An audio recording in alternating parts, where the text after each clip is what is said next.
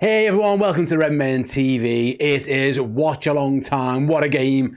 What an evening. Yes, Liverpool hosting Real Madrid in the Champions League. I'm Steve Hall. I am joined by my good friend Errol. He is over at the board. We'll be bringing you the Liverpool team news very, very shortly when it is released. Usually start these with a little bit of chit-chat about like Liverpool, what they might do, what they're not going to do. But in true Real Madrid fashion, perhaps they've announced their team. The early doors get ahead of everything. And obviously the biggest news, I guess, from a Liverpool point of view, Errol, no Trent Alexander-Arnold, which isn't a massive surprise. So I'm going to bring you their team, which is Courtois, Valverde, captain and right back, Militao and Huijsen, Carreras, and then Tchouaméni and Camavinga, Goulet, Bellingham, Vinny Jr. and Kylian Mbappe. Yet the bench contains the likes of Trent Alexander-Arnold, Endrick, Rodrigo, Dani Ceballos, Asensio. Big names there, but yeah, no massive surprise, mate, that Trent hasn't started this one. He hasn't been playing for them for a while now, since the injury, really. Galacticos rocking up to Anfield, yeah, okay. I see what they're trying to do there. Yes, they have gone very strong, and as you've just mentioned then as well, obviously there's no inclusion of Trent Alexander-Arnold in that starting 11. But that really, if you've been kind of keeping a little bit of an eye on Real Madrid over the last couple of months since the start of this season, he hasn't really been a mainstay. I know Carvajal pretty much came back and claimed his spot. Again, he's unfortunately injured at the moment, and you might have thought that might mean there's a little bit more competition or a little bit more of an opportunity for someone like Trent to work his way into the team. But he's went with Valverde, another useful utility kind of man in terms of the quality of him. He is a high quality pro, so he is comfortable in being able to play in multiple positions. He's just moved over to right back, obviously vacating that midfield because the likes of Tchouaméni and Camavinga are able to be the mainstays there as a bit of a double pivot. So yeah, it then means that Trent, unfortunately for him anyway, isn't able to kind of nail down a spot at the moment, which is a little bit of a bizarre one because you'd think somebody that was, it seemed to be so desperate to move to Real Madrid in the summer, and he would have been a mainstay. He was the vice captain at Liverpool Football Club. He would have been a mainstay in that centre, in that defensive unit for Liverpool for years to come. Had he have chose to stay at the club, to now be playing third fiddle, not even second fiddle, to be playing third fiddle to another midfielder that's now being converted back to a right back, and to have the senior one out and you still can't get a start, raises a little bit of question marks. But you know what, from a Liverpool perspective, and I've got to put my red tinted glasses back on, that is not my concern. It is not our problem. My focus is on how do Liverpool get the most out of today's game. So yeah, that Real Madrid team does look very strong. They know the task ahead of them. They know it's not going to be an easy task ahead of them, but Liverpool now have got to rise to that challenge. They've got to try and put back-to-back wins on the board for what seems like a very long time, but hopefully we can carry over some of the confidence that the lads should have gained from the Aston Villa game at the weekend, and hopefully now we can put a big statement win in tonight against Real Madrid at Anfield. Yeah, fingers crossed the Reds can get themselves fit and firing in the Champions League. Obviously got back on track against Frankfurt. They've obviously got 2 wins and a defeat in this competition so far. Fingers crossed they're going to be 3 wins tonight. Would be absolutely fantastic if Liverpool can do what they did last year and beat Real Madrid. Yeah, we are waiting for the team news, by the way. So we're Liverpool, no official team yet. We're hearing rumours that Florian Wirtz is going to come in for Cody Gakpo, but that isn't yet to be confirmed. That is the only change we've heard of so far, but we'll wait and see. I'm seeing people in the chat saying Sobo's not playing. What's going on? As far as I'm aware, he is, but I'll say. We don't forget, as soon as it drops, we will let you know. Yeah, absolutely. Rumours, there obviously are rumoured 11s out there at the moment doing the round, so, you know. Fingers crossed. Go to your trusted sources. Yeah, fingers crossed that all he is. I'll find out because I think I've had the heads up that the team might be out on the old social, so I'll check that now. Yeah, Sobo's playing. He's absolutely playing. Fire's extinguished, nice and early. We love all that. Do you want to read it through it, Errol? Certainly do. Go on, Joe, bring that up on the screen for us, pal, and I'll read through it. It is Mamardashvili in goal. Got him. You have got a back 4 then of Andy Robbo at left back, Virgil van Dijk, Ibu Konate and Conor Bradley. Ooh. A midfield 3, Ryan Gravenberch, Dominic Szoboszlai and Alexis McAllister. And then a front 3, we think, Mo Salah, Hugo Ekitike and Florian Wirtz. A bench, let's see if we've got the bench right. Go on then. Woodman. Yes. Oh, Miscure, I haven't got him. I got Pesky, got wrong goalie. Get him off. You can whiz him off. I'm not even sure we've got a Miscure card. We'll have to have a little look at that in a moment. Have you got Gomez? I have. Kirkes. I have. Endo. I have. We're laughing. We've got Chiesa and Jones. Yes, we have. Gakpo and Rio and Gamoa. So Liverpool have decided not to use their full allocation of the bench, really. I think you're allowed 12.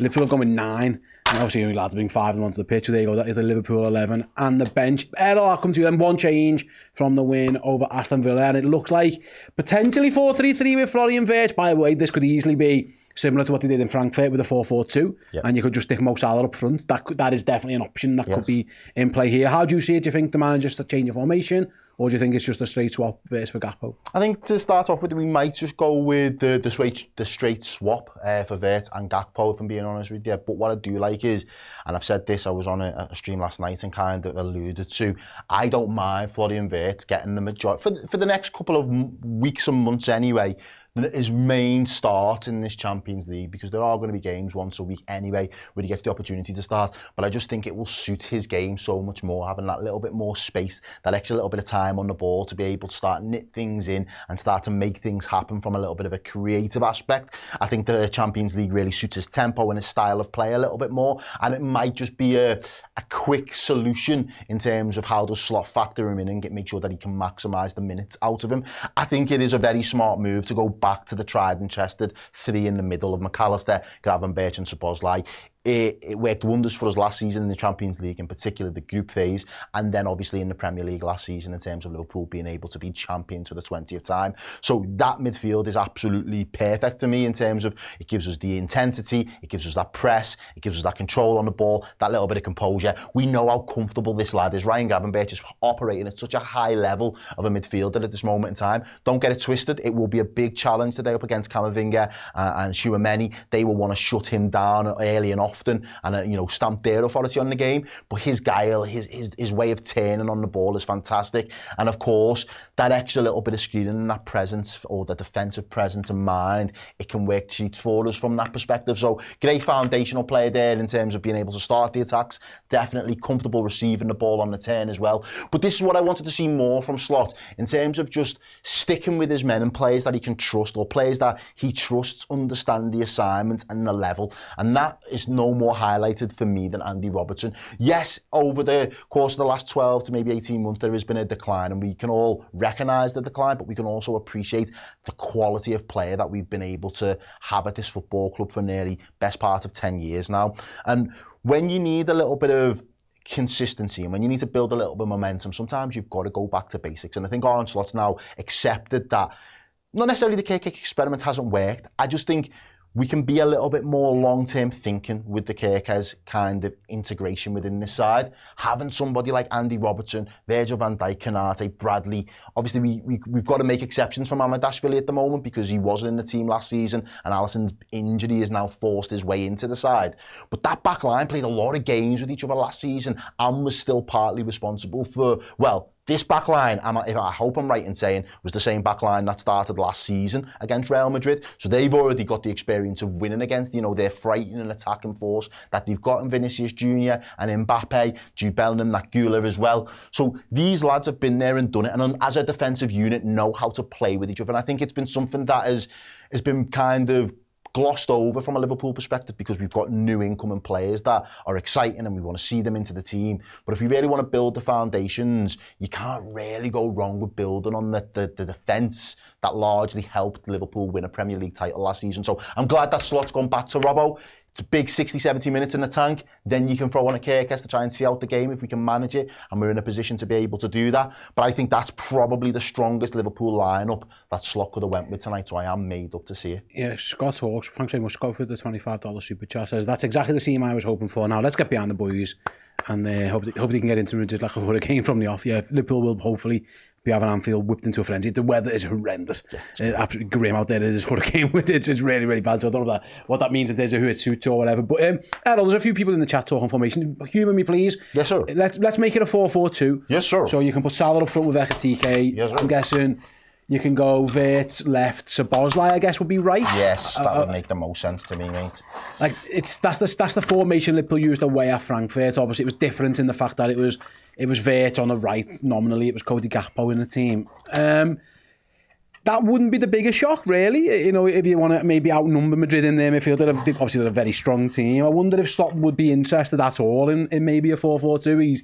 Because, like I say, he did use that the last time Liverpool played in the Champions League, albeit that was away from home. Certainly, and we've seen it with Jurgen Klopp as well at times in his tenure, where he decided to play Mo a little bit more centrally and through the middle, and we know he's capable of being able to do that. And we've had discussions, been here, there and everywhere, it seems like, over the last couple of weeks, trying to find the fix to Liverpool's poor run of form, and how do we now start to get the best out of Salah. And we've seen again another player over the last maybe 2 seasons now where he's tweaked his game and he's transitioned from being this out touch wide kind of winger that's happy to run 1v1, do the dribbles, rip people inside and out and then get balls into the box, or be the guy that's on the end of things. And he turned into a little bit of a provider last season. He put up ridiculous numbers in the league. He nearly got 20-20, which nobody thought was possible for him at the start of the season. And again, he just proved people wrong. He's went and scored 250 goals now for the club, I think it is. Was it goals and assists? It was a mad stat the other day. Salah's 250 goals, yeah. 250 goals, yeah, right in saying that. So 250 goals. So again, the numbers don't lie. We can get quality out of Mohamed Salah if we play him through the middle. And the one thing about that is, I think Hugo Ekitike is he's a flamboyant player, but he's got enough technique in his game and enough wherewithal to understand that he can drop in a little bit if he wants to start to see a little bit more of the ball and he wants to get a little bit more action. He's quite happy to instigate the press. So in terms of them being able to leave Salah as maybe an out ball, he's quite happy to drift out to that right-hand side and run those channels. He's not a stranger to be pulled over to the left-hand side if and when it requires it. But having someone like Hugo in there to do a lot of the groundwork, a lot of the running, a lot of the duel winning in those positions might be really important to try and give Salah the platform to kind of feed, link up off as well. So I wouldn't particularly mind if we did that. And again, in terms of going to this 4-2-2 formation, what you really want to do is then also be able to get the influence from a Florian Wirtz to kind of cut in and be that inside left kind of 10. You'd want to try and occupy as much of that space as possible, which then also gives Ekitike that freedom of that left-hand side to drift out over to that channel as well. So there are plenty of possibilities there, and Liverpool will be very fluid in the way that they approach things. I think when we need to just have a bit more of a tried and tested shape, when we might be under the cosh a little bit, I think maybe even without the ball, we might try and get men behind the ball and just leave one figure as a little bit of an out ball between Ekitike and Salah. And then when we have got the ball, we might start to be a little bit more expansive, open things up a little bit. Szoboszlai, Bradley, Salah, all occupying that space on that right-hand side and doing some triangles and a little bit of link-up play. We've all seen that down the years as well, so we know how potent of an attack it can be if we get it right. But again, one of the benefits for me is this kind of formation will keep Real Madrid guessing. If we go at it with too much predictability, too much of the same old, which hasn't always beared fruit over the last couple of weeks, I think Real Madrid will figure us out pretty quickly. Alonso's a sharp operator. I don't think he's had the easiest time at Real Madrid since he's joined, but if I'm right in saying, I think they're still sitting top of the league. They're flying, yeah. They had a big win, on the weekend. I think it was 4-0. Was it Valencia that they was playing as well? Yeah, they battled everyone. They're top of the league, flying in the Champions League. So they're doing really well, but in terms of so on the pitch it's working. Off the pitch there are a little bit of murmurs that he's a very intense personality, but that's because he wants to be a perfectionist. He wants to have that total control. He wants to be a dominant force across Europe this season, so he knows he's got his work cut out for him. Liverpool can't make it too easy. We can't just stand in front of them and try and play the way that we want to play, because they will be able to figure us out, and they have got the talent on display to punish us. Yeah, I'll come and join us, mate. Come on, yeah, rest your legs. While doing that, one more time I will bring you the Real Madrid starting 11 for those who missed the start of the show. So we've got Thibaut Courtois in goal, a back four then. So you've got Valverde, Militao, Huijsen, and then Carreras. That will be the back four. Tchouaméni and Camavinga in the middle, with Jude Bellingham probably just in front of them. We're getting Soulé on the right, Vinny Jr. probably from the left, and then the main man, Kylian Mbappe, up front. And then in terms of the bench, Fran Gonzalez, Endrick, Rodrigo, Trent, Gonzalo, Asensio, Ceballos, Garcia, Brahim Diaz, and Mendy as well. So yeah, big guns in the Madrid side, some big names on the bench, literally in terms of how many letters are in the names, but also in terms of how good they are as well. Now they are 4-2-3-1, we know that. Also, when we're talking about Liverpool's 11 and Liverpool's team, people debating the Liverpool 11, is it 4-2-3-1, is it a diamond, is it 4-4-2? Logically, I think Arne Slot would probably try and match them and go for like a 4-2-3-1 against the 4-2, whatever, maybe, or a 4-3-3, or however you want to determine it, because, and then basically try and go man for man against them. They've got some very good players, of course they have, but so have we. And it feels like Yeah, I think given that we're at home, I would presume that the manager hasn't changed formation. If this was at the Bernabeu, I could maybe see him doing a tactical tweak, but very rarely does Slot stray away from that formation change, from his formation at home. That tends to be something he does like City away, doing it in Frankfurt. Yeah. So my guess is we were probably going to see Florian Wirtz starting out on the left-hand side. Yeah, and I'd absolutely be fine with that as well. Again, obviously, it's requiring Hugo to do a lot of that running over those channels to kind of make up for maybe a bit of a lack of pace there. And obviously, then you kind of expect and convert, drift in a little bit infield. And I seen a comment there a little bit earlier. It might have scrolled past me now. But, you know, Wirtz trying to replicate what we'd seen Coutinho do for us down the years in terms of cutting in off that left-hand side and just occupying that half space in between the midfield and the defenders over there. And again, we just want to be able to pose Madrid questions that they otherwise wouldn't think Liverpool were capable of at this moment in time. They probably look at this Liverpool team with the quality that we've got and think, oh, they've underperformed there, so they're a little bit off the boil. But, you know, we being the Madrid team that we are should be able to handle this. We just want to say, well, knock form on the head. This game is not even going to come down to form. This game is going to be about who wants it more. And it's a great opportunity for Liverpool to, we've taken our licks over the last couple of weeks, but it'd be a massive opportunity for us to gain a massive amount of confidence in 90 minutes. So, you know, we can't underestimate the payoff if things were to go well. I also believe that, you know, Arne Slot looking at, you know, from a defensive perspective, you know, he's got that back line that's been there and it's done it and it's worked. So in terms of keeping things the same, he couldn't have really asked for much more. You know, most of that squad there, I'm taking Mamadou really out of this part of the conversation, but you've only got 2 outfield players last season that probably didn't start this fixture, which means there's a whole lot of continuity there. This team knows how to play with each other. This team knows the type of runs, the type of passes, the type of openings that they want to be able to provide for one another. So feeding into our natural gameplay, absolutely. If we can get into that state of flow, then fantastic. But I still think the inclusion of Florian Wirtz and Ekitike is there for a very particular reason of being able to make it a little bit unnervy for Real Madrid and make them think, actually, where are these lads going to occupy the space on the pitch? What are they going to pop up and try and do? Who's going to be the ball carrier? Who's going to be the one to play the ball through the lines and try and play in behind? Because look, Madrid, they're going to come out to play. They're going to leave gaps. They're going to be play with a high line. You've got Lucian, who played really well last season in the Premier League, so you know he's had his turn out at Anfield. Militao is another seasoned vet in defence. I've already mentioned Valverde is a very competent and comfortable midfielder, so getting the ball at his feet, he's never going to feel under pressure. He's going to be quite happy to play with the press and play out from the back. So Liverpool have got to be sharp. We've got to set the right traps, though, for me tonight. If we set the right traps in the way that we did against Aston Villa, but again, it comes down to them being clinical. If we can set those traps, we can be clinical. I think this Liverpool team has still got what it takes to be able to hit a Real Madrid side. And look, we did it 12 months ago. It almost feels like, 12 months later, we're having the same conversation. And, Liverpool versus Madrid. Yeah, of course, there have been a couple of changes since then. But I still got to back this Liverpool team to put in a good performance tonight. Yeah, like I say, a couple of players were different on each team, but we have good memories of the Reds, of course. For what it's worth, by the way, a few people asking about Florian Wirtz. He's played on the left a lot, especially for his national team.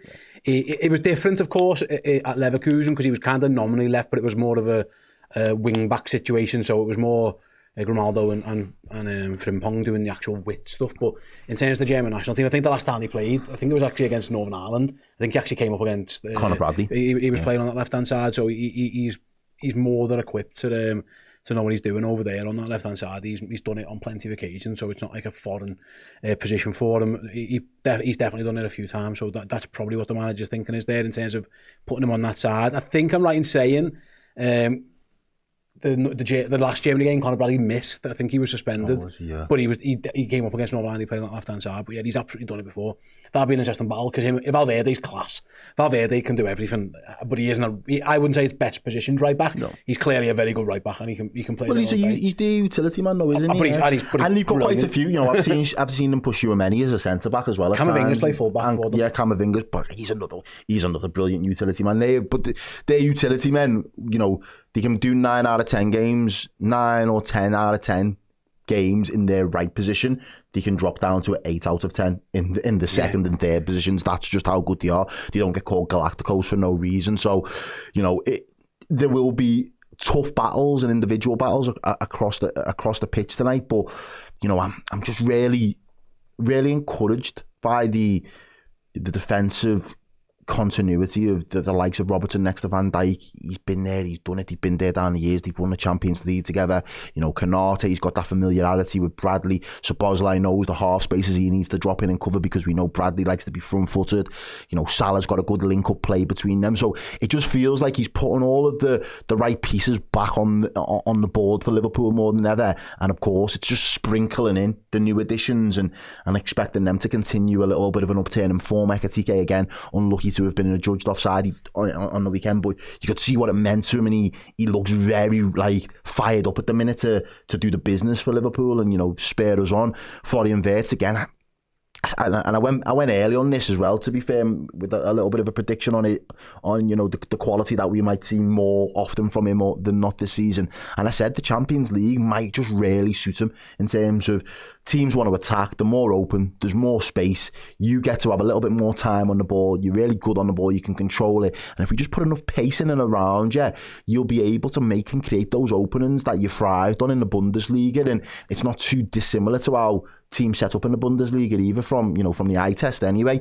So I've just felt the intensity of the Prem and the compactness of the Premier League. Sometimes it might just take him a little bit of time to really adapt and fully understand, okay, I can really stamp my mark on this, not just the Liverpool team, but on the league as a whole, because, you know, you've come for big money and people expect you to light up the league, and not just Anfield and Liverpool Football Club, but in the Champions League. I just think he can be a, you know, that free man that gets the luxury of being able to play his own game at his own pace a little bit more, and I think that's where he can come into his own for us. So obviously he's got to put a run of games to really validate that kind of, you know, theory that I had a couple of weeks back. But, you know, Frank Wirtz, I thought he did well as well when he started to feature and he started to pull strings. You know, he obviously gets a couple of assists there. He was unlucky to not get a goal. I think Mo unselfishly probably should have just put it on a plate for him and helped him open his own scoring.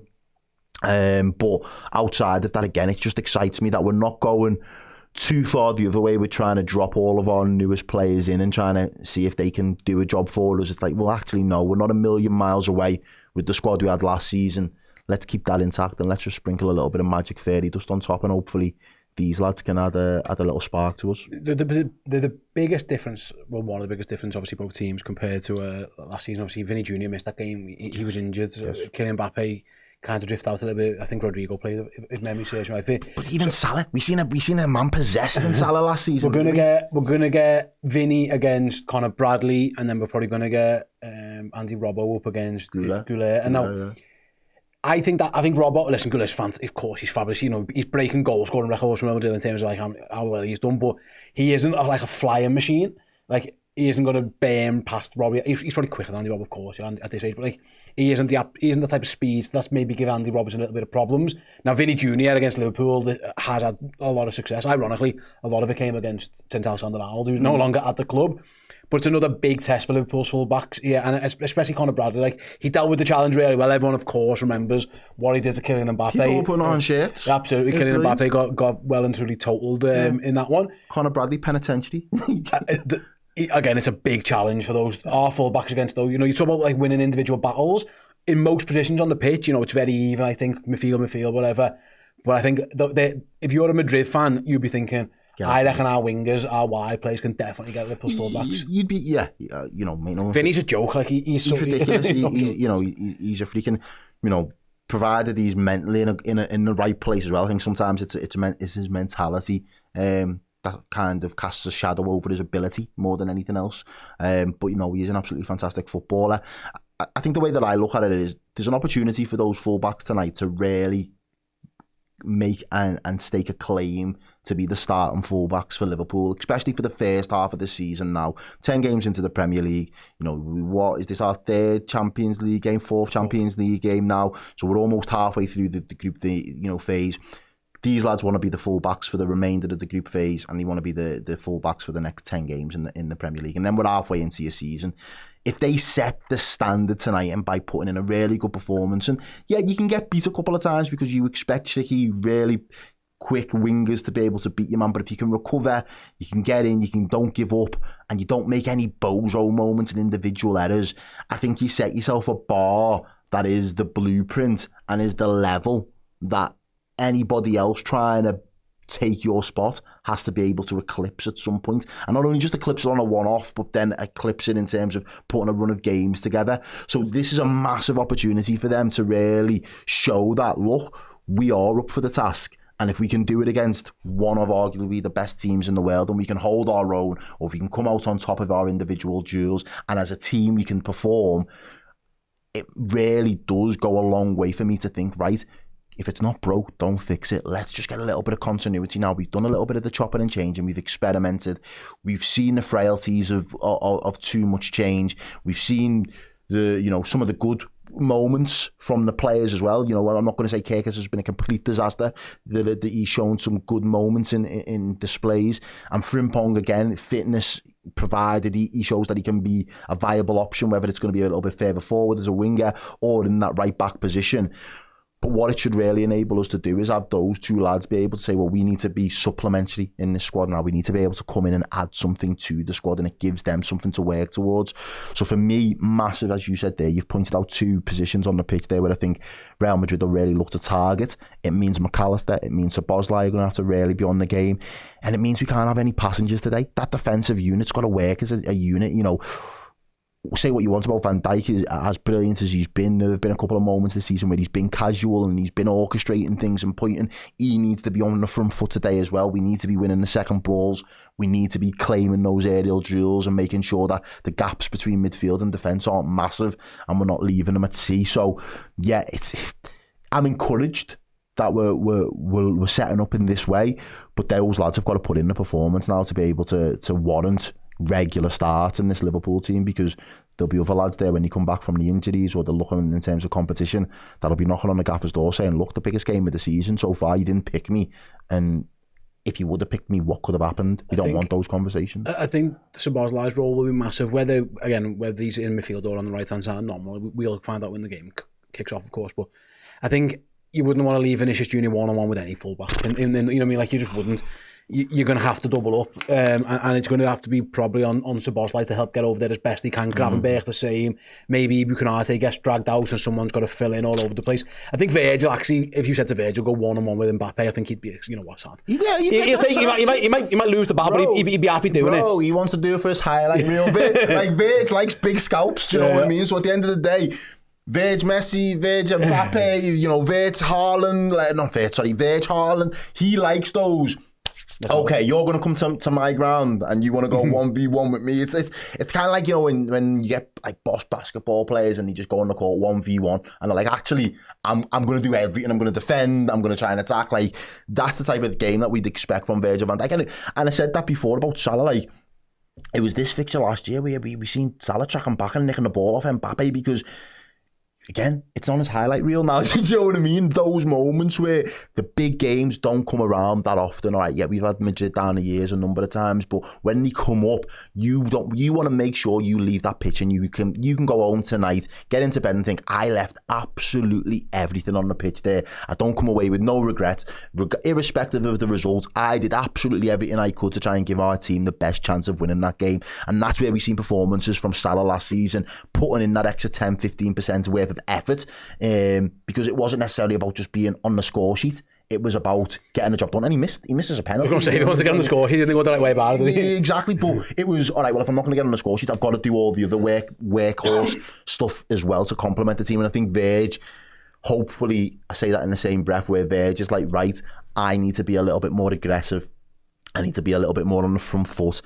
When I see danger, if I know I can cut it out, close down the angle, make it more difficult for the attack, I will be the one to go and command the space. I'll be the one to really put me body on the line, essentially, from a defensive standpoint. And he doesn't have to do that every single game, but if there's 4, 5, 6 games a season where you've got to do it, Real Madrid, mate, like it's got to be there, and you mark that in your diary. I'm always thinking Real Madrid, Man City, Man U. You can throw Arsenal into it, you can throw Bayern into it, you can throw Barca, PSG. About 6, 7 teams there. If they come up in your season, for a fact you've got to go out and give that extra 5-10%. Because I've seen a graph before or a stat before, nearly 700 million people around the world could be tuned in to watch this match tonight. I'm not trying to see myself get embarrassed globally, do you know what I mean? And these players certainly will not want to see themselves getting embarrassed in any sort of situation. So yeah, I think we can I think we can feel, and again, look at the Anfield crowd tonight. We can feel as though they're going to be in a storm. They are really going to be in a hurricane of emotion. They're going to be in a hurricane of intensity. If the crowd project that onto the pitch, hopefully the players can carry up that energy, and that can kind of give us that extra impetus to drive the result home. Because, boy, I think our confidence gets restored with a win tonight. You can have your doubts, fine. But if we go and beat Real Madrid, an informed Real Madrid, the top of the La Liga Real Madrid, and that's 2 games on the bounce where, we was going into a very difficult week, and we've got City on the weekend. There's no reason for these lads to be licking the wounds anymore. They need to be sticking the chest back out and saying, right, let's get our season back up to the Raptors and let's be going for it again. And we go again on Sunday. So massive, massive, massive game. I can't state it even any more than that. Yeah, by all accounts, being told, Arne Slot's confirmed on TV that it is Wirtz on the left, so 4-3-3. And I get it, because he probably wants to stay in midfield where he can be a bit more combative. What I would say, listen, I've mentioned Vinicius, we've mentioned Mbappe. The other massive danger for goals is Jude Bellingham, and that, he's effectively playing like a number 10 these days. He's a 10. He's almost, sometimes he goes and stands up front next to, or even beyond, Kylian Mbappe. So that's probably why the manager's thinking, if I can get, Tchouaméni, Camavinga, Bellingham, I need to get me energetic, me tacklers, me combative midfielders in the team in the middle right now. He's clearly got a plan for Florian Wirtz on that left hand side, and listen, I think, say what you want about Cody Gakpo recently, I know people have been a bit critical of him. He's continues to contribute in terms of goals, assists, chances, but the manager's clearly got a plan for Wirtz up against Valverde. Gakpo will come on at some point, I'm sure, but I'd be interested to see what Liverpool's Bellingham plan is. My guess, it's probably got to be Gravenberch as the deepest line midfielder who's got to track that run, because that is the massive danger for them. He is like unbelievable when he gets in and around the box. His goal scoring form, he is just a joker. Like he's another big threat for them at Liverpool, and I'd like to hope that Liverpool and Arne Slot have had a real good conversation about him, what the plans are. Oh yeah, we've got to have done our due diligence on all of the players, but they've got some standout performers. Mbappe, Jude, Vinicius being kind of their three big hitters at the moment that always seem to be in making the headlines. But Jude Bellingham, since he's been there, he's been nothing short of phenomenal. It's not often that you see an Englishman go to the biggest club in the world and really nail down the place, and the fans adore you and love you and want to build the team around you in such a way where all the players that are playing alongside you compliment you, and everybody else seems to be not necessarily replaceable, but everyone else, interchangeable is probably the right word. Everyone else can play multiple positions, but they want to try and get Jude in his best position as often as possible. And as you say there, playing in that 10 role, getting that little bit of freedom to run beyond Mbappe, becoming that extra man that kind of crashes into the box, either late timed runs or he can cut in offside or cut in from the side. I think that was his goal on the weekend as well, where he just kind of drifted in. Was it off the left? And I can't really remember. I only seen the highlights of it, but yeah, he's a constant threat, and he's an engine as well. He's another one, and I think that's why the likes of Szoboszlai, the likes of McAllister, these lads know the level of intensity and the way that they will consistently grind teams down.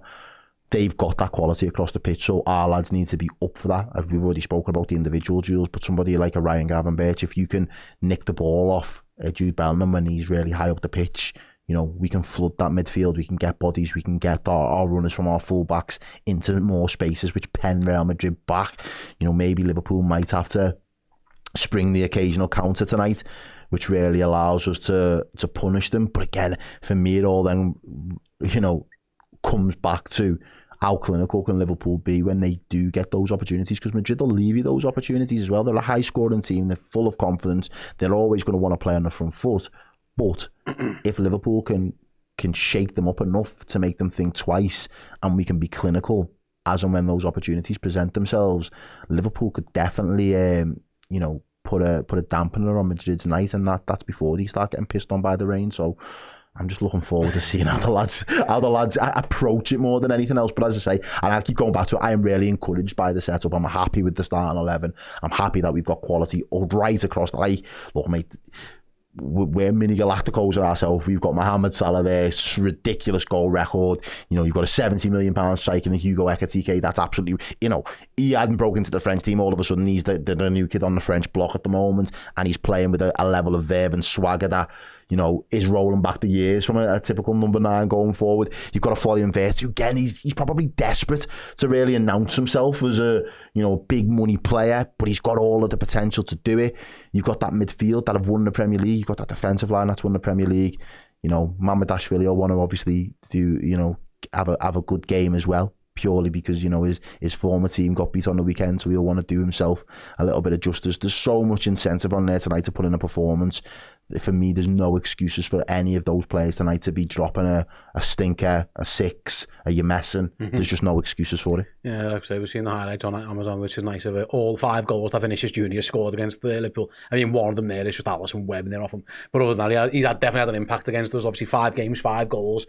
It's going to be up to Conor Bradley and Co to keep him quiet tonight. It's going to be a big challenge. Right then, just to let you know how the day is going to go, or the rest of the evening is going to go here on Redmen TV. We're going to go to a quick break very shortly, after which Errol's going to pop out for a little bit. I'll be here with the Fan Interactive Show, after which, of course, we'll a little swapsy. Errol will join in for a little 5-10 minutes, and then we'll have to watch along live, 8 o'clock kickoff UK time. So yeah, do stick around for that one. But yeah, in the meantime, let's go to a quick break, and I'll be back afterwards getting your thoughts and comments in the Fan Interactive section of the show. See you in a second.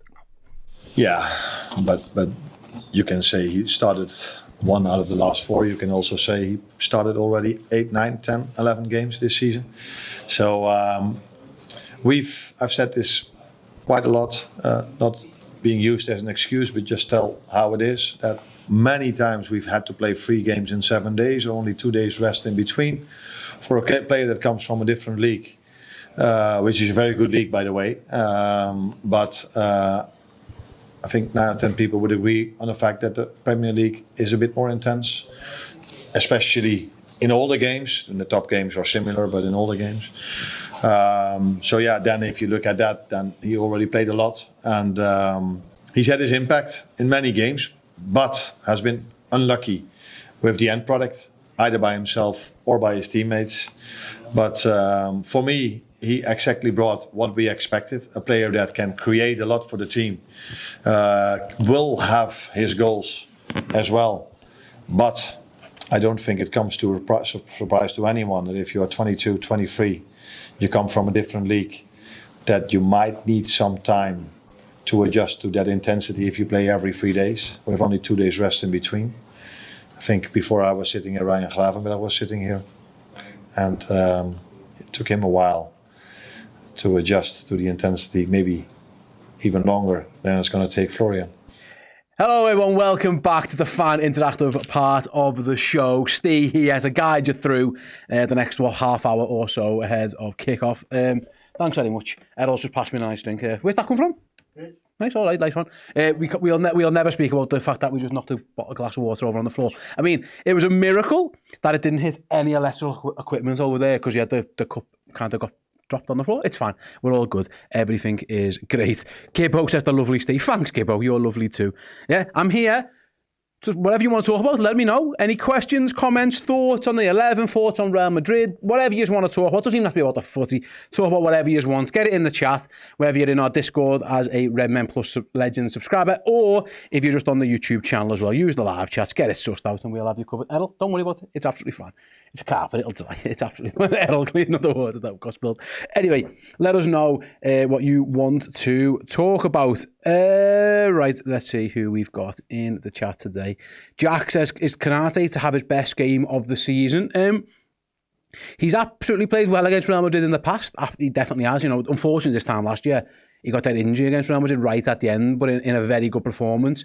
You know, I think both Champions League finals, really. Ibu Konate has been pretty good.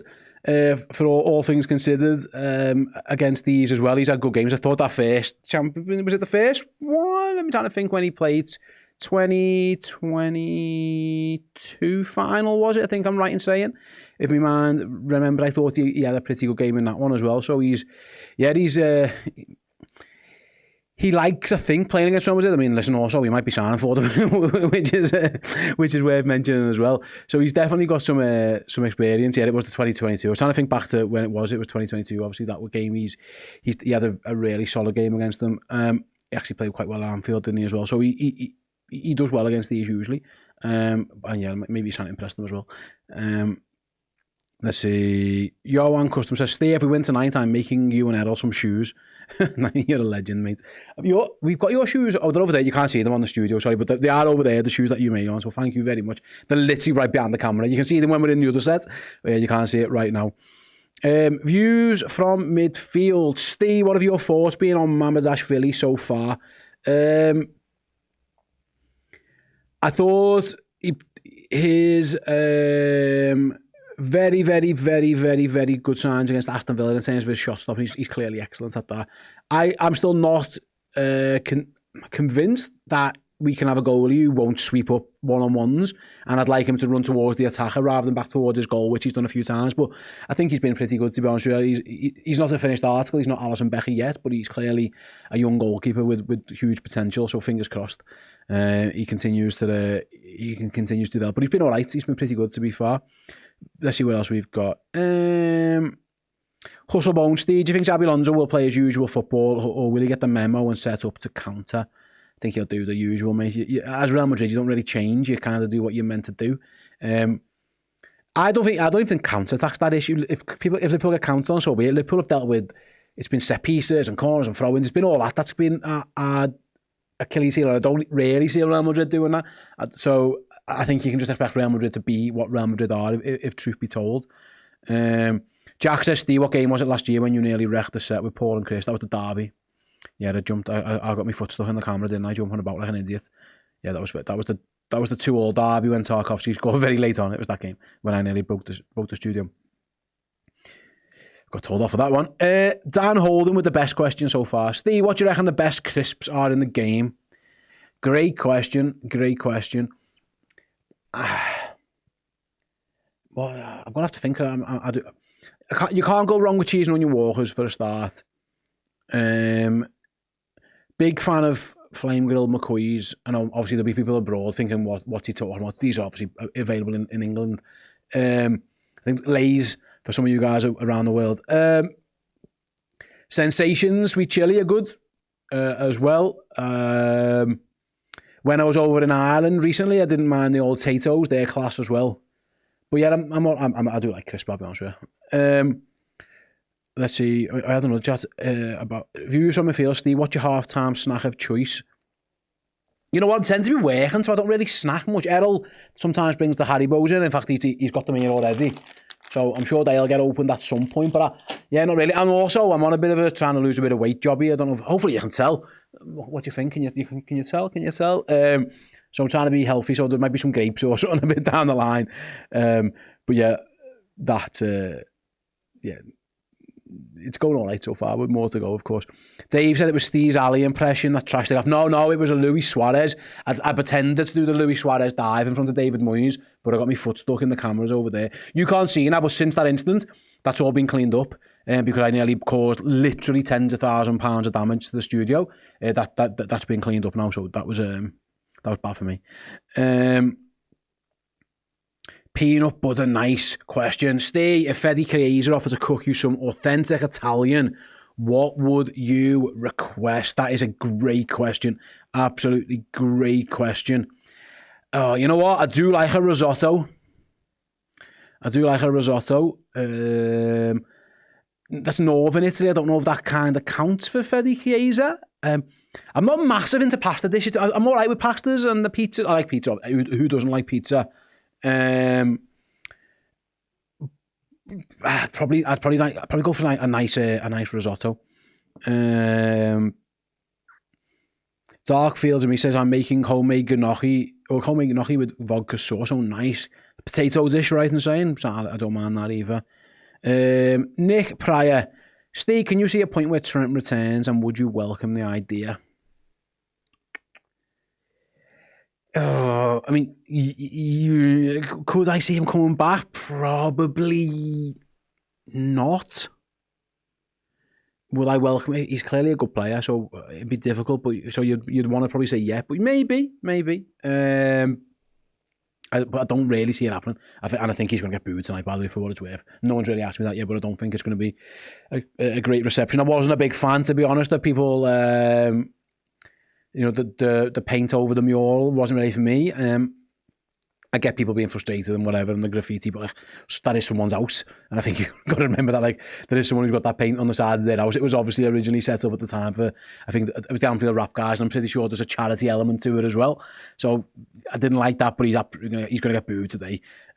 So I don't see him being in any rush to get back anytime soon, to be honest with you. Right, any other questions? Let's see who we've got in the chat. There's lots of food talk. In terms of Italian food, Diane will go for a carbonara. Can't go wrong. I think you can tell a good Italian restaurant by how good the carbonara is, because it's easy to get wrong.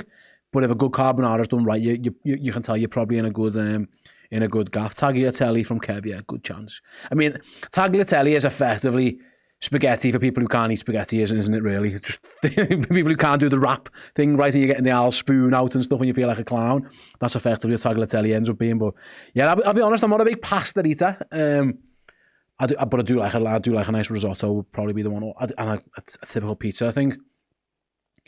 Been to Rome. I'll be honest, I was underwhelmed with the pizza. I might have been to a bad place in Rome.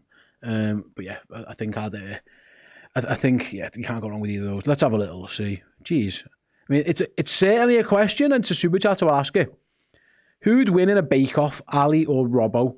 And would Robbo 2-foot the cake if he lost? Good question. I mean, I'll be honest, Joma, I don't know the baking prowess of either. But I know Alisson likes to cook, so maybe give him the nod. I don't see Andy Robbo down as much of a chef or a baker or a cook, to be honest with you, so I'd probably go Ali. Would Robbo 2-foot? No, I think Robbo would be magnanimous if he lost, to be honest with you. If I'm honest with you. Yeah, for Pete to go to Napoli or forget about it, says, is that live? I can't even see what the name is. One be alone, is that live? Apologies, I can't read your name on the screen.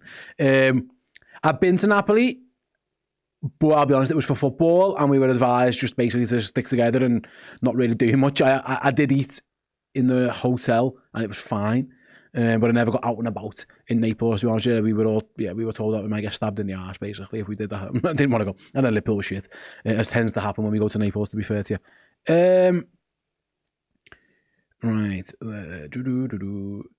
Oh, Jack says, I'm in my kitchen making bolognese as we speak, mixing bolognese with tagliatelle. Thoughts? Absolutely fine. I don't think there's anything wrong with that. At all. Pasta's pasta, really. And I know sometimes I've seen people have penne with bolognese. I think you sound. My tip on bolognese, on a good bolognese sauce, I'm trying to think is there a little, I'm trying to think if is there a secret tip or something that I've got for you. I know.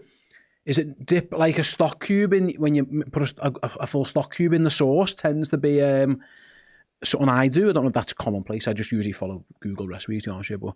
But yeah, again, it's easy to get a nice bolognese wrong. But I would say defo get your stock cube in. Defo, as Views from Midfield says, get a bit of Worcestershire sauce in there. Yeah, absolutely. If you can, get a little bit of Worcestershire sauce in there as well. Good tips. I like the more meaty taste than bolognese sauces if I was being particular about that one. Plus says, get a little bit of chili in the spag bol sauce. Okay, I've never done that, I don't think. Well, it's just, I usually have mince. Is that what you eat, mince, rather than chili? But I've never done the chili, to be honest with you. Nick says he puts bacon in it. That's wild. I've never heard bacon in a bolognese. I've heard of bacon in a carbonara. Never heard of bacon in a bolognese. Fair play, man. Fair play. I do like this Italian talk.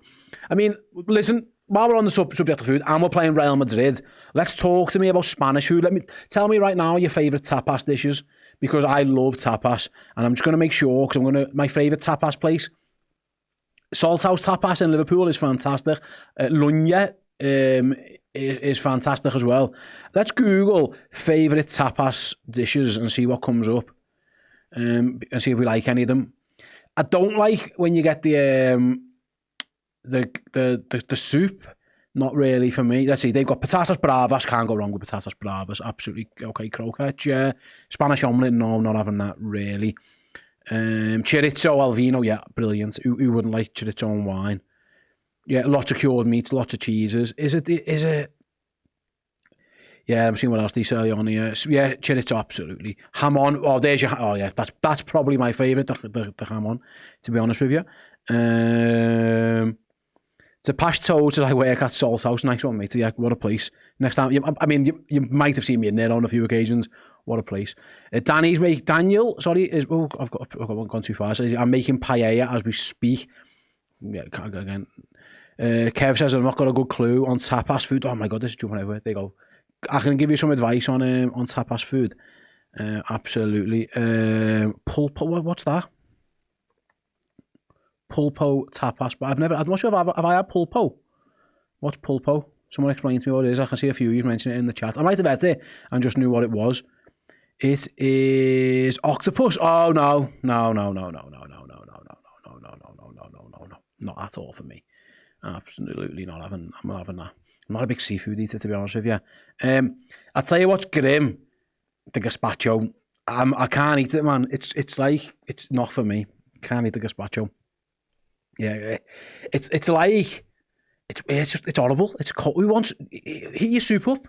Just put it in the microwave 30 seconds. Tin of Heinz soup. Mix it. Eat it. Tomato soup. Why do you need tomato soup cold? Absolute joke. Don't get that one at all. Use with loads and letters and numbers. Pork and beef meatballs in a Mariana sauce. Lovely, yeah, fantastic. Couldn't go wrong with that one as well. Hustle Bones says Spanish food this week. Nah, it's not, it's not. Spanish food's good. Spanish food is really, really good. Yeah, tapas is... the best thing about tapas, get 3 or 4 plates. Pop it off. You can have a little bit of everything. Fantastic. I do like the ham on, the really thin cured ham is fantastic. Don't mind that whatsoever. Shall we talk about footy for a little bit? I think it's Trent getting booed as he's walked out there, maybe. Yeah, he definitely is. Anyway, Steve, can you rank the... Oh, where's that gone out? Yeah, there you go. Can you rank LFC and Real Madrid midfielders? If you could pick 3, who would you choose? Great question. Yeah, Trent's getting all kinds. He's laughing it off there. He's getting a bit of stick there. Honestly, that's a tough question because I think all 6 of them are absolutely fantastic. I think Bellingham's a no-brainer. Oh, I love Tchouaméni. I love Camavinga. I love Szoboszlai. I love McAllister. I love Gravenberch. That is a very tough... Let me know your thoughts, guys. If you're picking those midfielders in some type of order, how are you doing it? I think I'm putting Bellingham 1. And I'm lucky that Valverde's playing right back because he might have been in this list as well. That's a tough question.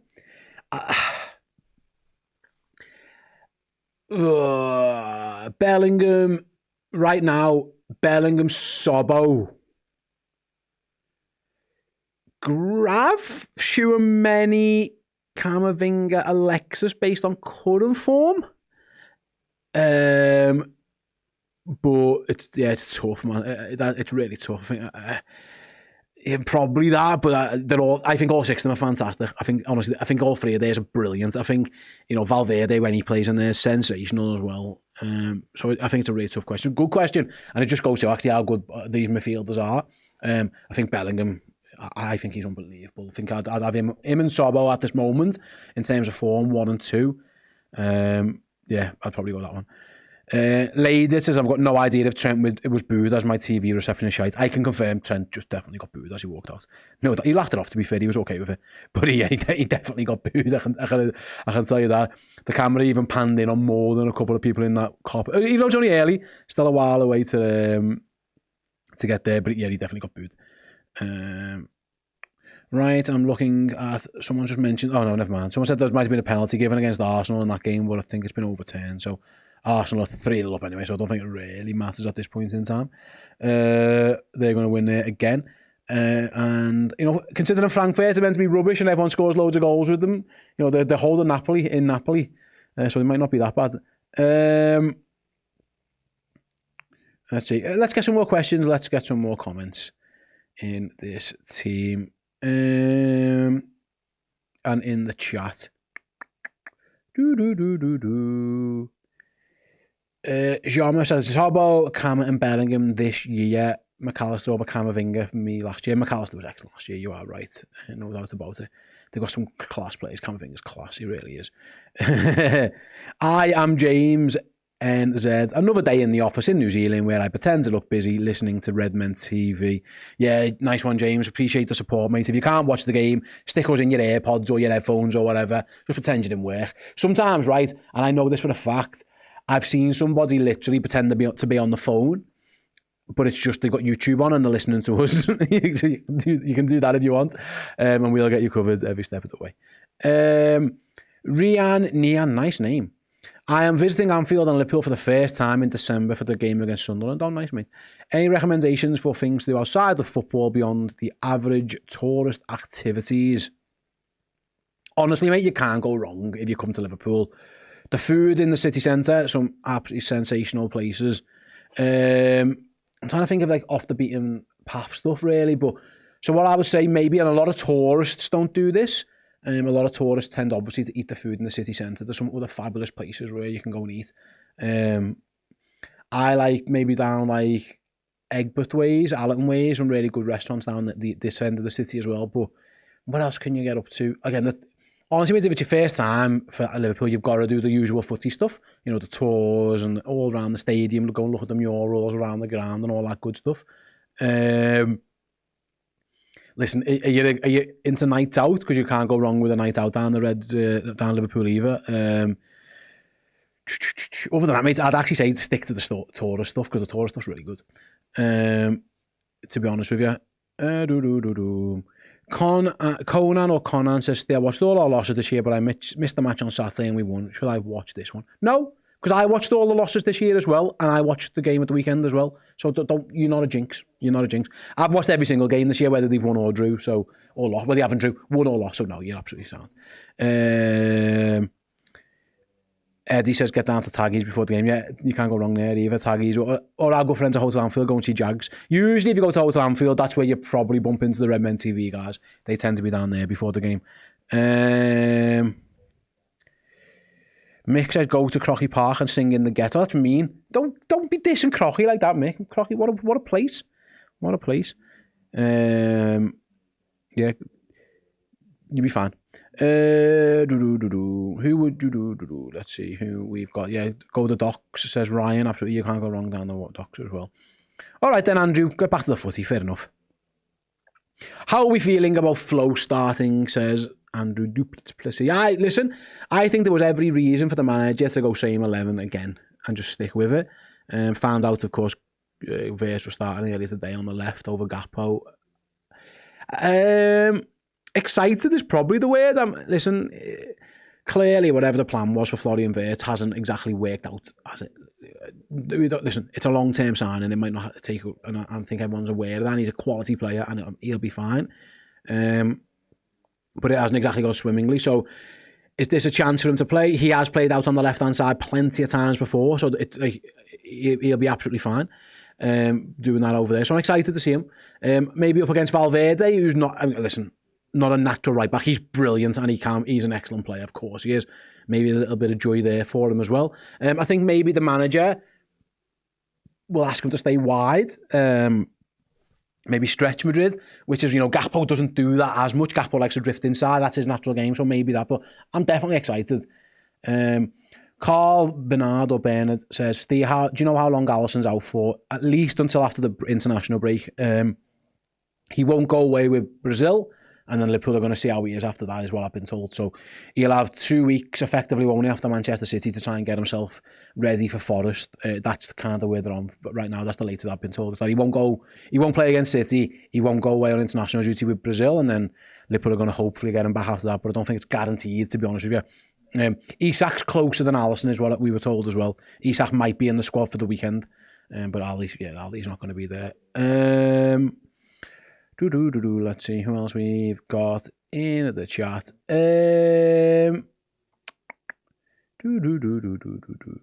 Yeah, Flo will come good, says Robert. He'll be fine. He's a very good player.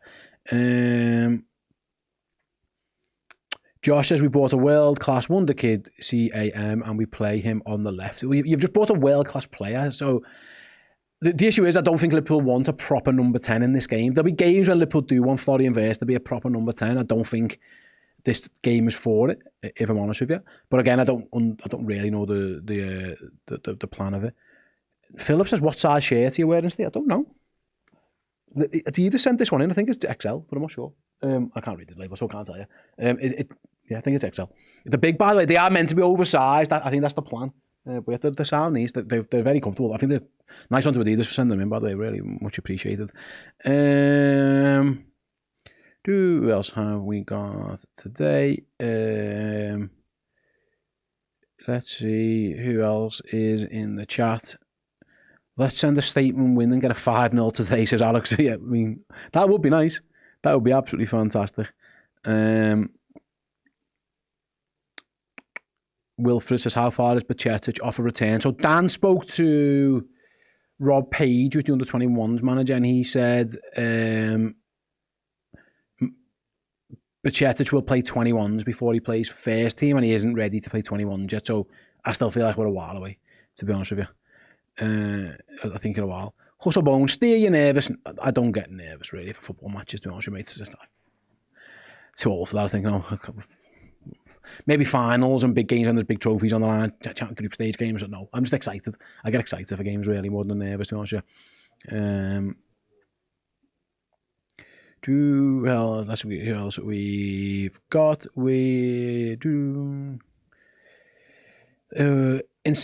Insanity says Ekatike can link up with Wirtz on the left, which could be good. Yeah, Ekatike will drift over there naturally. You're right. Liverpool will maybe try and double up over on Valverde, maybe drag some players out. Ekatike will naturally drift over there anyway. You're right. And Wirtz was more than capable to go and run and position himself in that number 9 slot. So yeah, I think that's not wrong at all. Scouse Mike says, who's doing the watch along? That'll be me and Errol. Yeah, so I think we'll be fine. Jay Jupiter with the best comments of the day says, Steve, the beard's looking good. It's still a bit, it needs filling in a little bit round here, to be honest.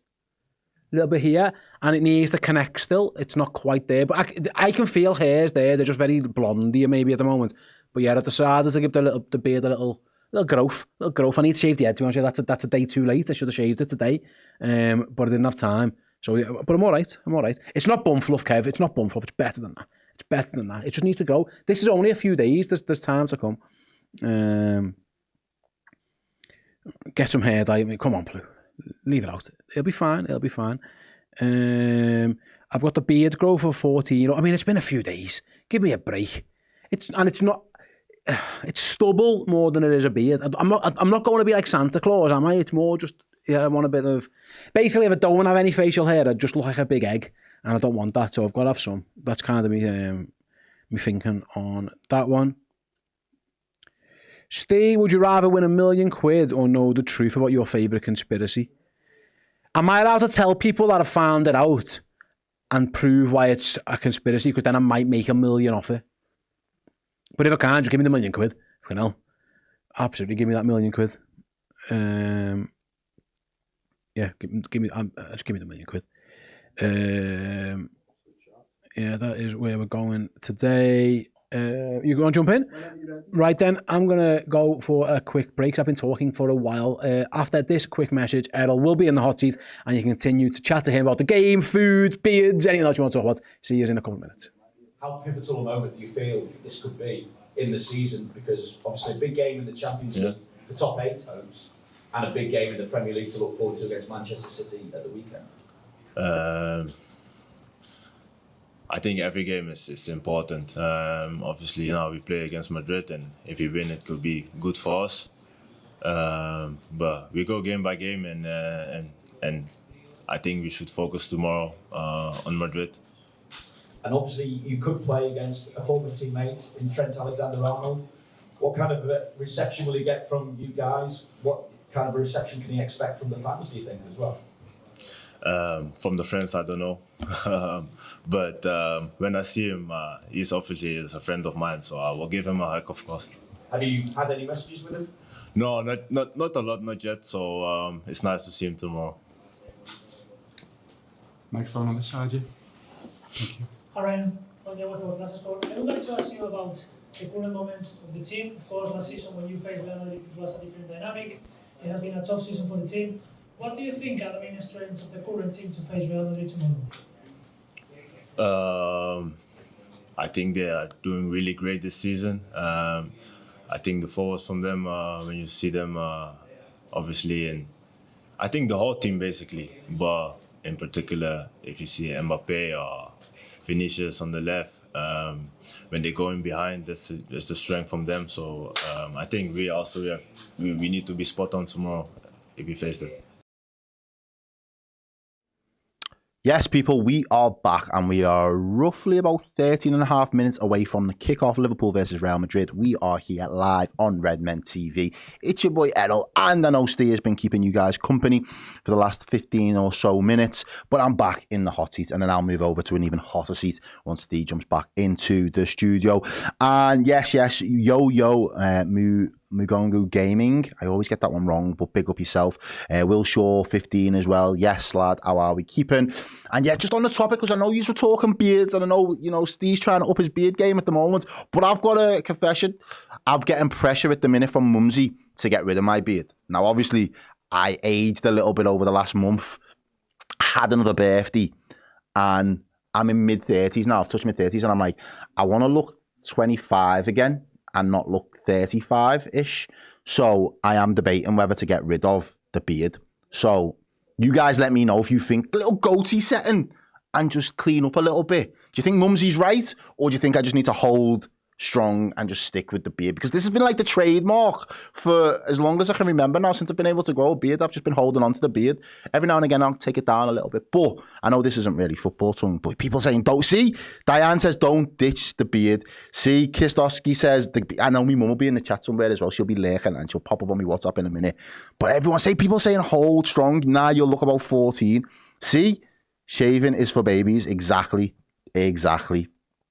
And the ingrown, no, I'm actually quite strategic with how I get my beard done. So I don't typically tend to struggle with that many ingrown hairs, if I'm being completely honest with you. But yeah, Errol's looking very handsome. Thank you. You might be looking handsome too, but I can only see your name. So, but I'm going to go for it, yeah. And people say I suit the beard. I've been telling Mumsy I suit the beard, but she's just not buying it. She just thinks it's a little bit too much. But I've got to keep the beard 100%. Try the no beard filter. Nah, I might do that first. If I shaved, I'd look like Saeed. I mean, Saeed's my guy, but really? Get a new Mumsy. Whoa, that's dark. That is dark, and it's in there right now. So yeah, it's in the chat. Should I shave the beard? Oh, keep it. But no, I don't want to get into trouble. Do you know what I mean? Gotta keep some people happy in life, and at the moment there are a few people that are desperate for the beard to stay. There are more people that are desperate for it to go. So it's up in the air, but. Let's talk the footy then. You can get your votes in there, cast your votes, and we will talk football, because in about 10 minutes' time, Liverpool will be taking on Real Madrid in the Champions League. It is match day 4 for Liverpool. Liverpool are in that midsection of the groups at this moment in time in terms of where points are concerned, which would mean we'd have to play an extra round, but Liverpool could do with picking up some points, getting some more wins on the board to guarantee one of those top 8 places into the round of 16. So yeah, what are your score predictions? If anyone's brave enough to give me some score predictions, I will try to read them out. Yeah, someone says that that's cold. He looks like a Klingo. Dave.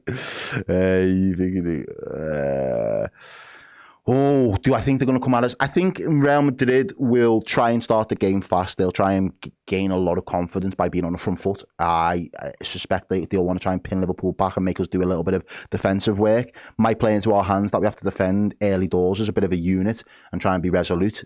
It will be no surprise to them that Liverpool's record for conceding goals in the first 15-20 minutes of games has been a bit of an Achilles heel for us. So if they do get a fast start, they will try and capitalise on that. It's Liverpool's job, certainly, to weather the storm, hold out, and then try and build a bit of momentum for ourselves. So I don't think they're going to sit back at all. I've got a 2-2 score there coming in, but Wirtz will score. Paul Adar says 3-2 to us. Nishvara says 3-2. Nosy Park says a 3-2 win. Mad goals. It's going to be feels like it's going to be full of emotions. Lucky Cat says, yo, I am so nervous for this one. Yeah. I like that. Keep the man content creator comparisons to a minimum, people. This is a family friendly show. No child or adult abuse is needed. No, absolutely not. Basically, Vader says 1-0, but a Joe Gomez winning on the 95th. I think chairs and tables would absolutely get sent flying if that was to happen. I don't think it's the first time I've seen this. A Mo-Flow combo. Yeah, I'd be all for a Mo-Flow combo. Jennifer Jones asks a very poignant question. Would I take a draw? I had a caveat to taking the draw. I would take the draw if it guaranteed that we won against City on the weekend. I think in terms of obviously getting Liverpool's momentum, getting a little bit of confidence back in the team, I think, there's never any shame getting beat by Real Madrid because obviously they're the best Champions League team ever to have existed. They're a fantastic side. They are a brilliant, brilliant outfit. So there's never any shame in it. But in terms of obviously wanting to consider yourself one of the best teams in world football, you've got to go up against the best and you've got to be able to compete on their level. And, if that means that we have to draw and ultimately it's a good game, but both teams manage to go home with something, there's a world where I can accept that, but I've got to look at the bigger picture straight away and I've got to think, what does that do for us against City on the weekend? Does it give us enough confidence to go to the Etihad and try and play for a result there? So definitely, in terms of my thinking, yeah, I would definitely be considering only taking a draw if it meant that the weekend was going to be a great result for us. 1-0 an own goal by the ref, anything is possible. Yeah, I don't know about that. Slot just has to keep the same team to keep the consistency. And well, you'll be happy to see that this team is a very familiar side. Obviously, the majority of these players played in this fixture last season, apart from obviously Hugo and Florian Wirtz, and obviously, of course, Mamardashvili. But, the Anfield faithful are in the ground and now raucous. Yeah, just while I've got yous as well, right, if there are any Scousers in the chat, I just want to do a really cheeky plug for Fika. It is a coffee shop. It's on Walton Road. It's local to where I grew up, and they are in a little bit of turmoil at the moment in terms of how difficult it has been for small and independent businesses. So if you are in the Liverpool area, particularly in the South Liverpool area, and you don't want to go and give your money to big conglomerates that just send the money off shores and dodge any loophole they can find to not pay fair wages or taxes, please shop independently. Please go and support the guys at Fika.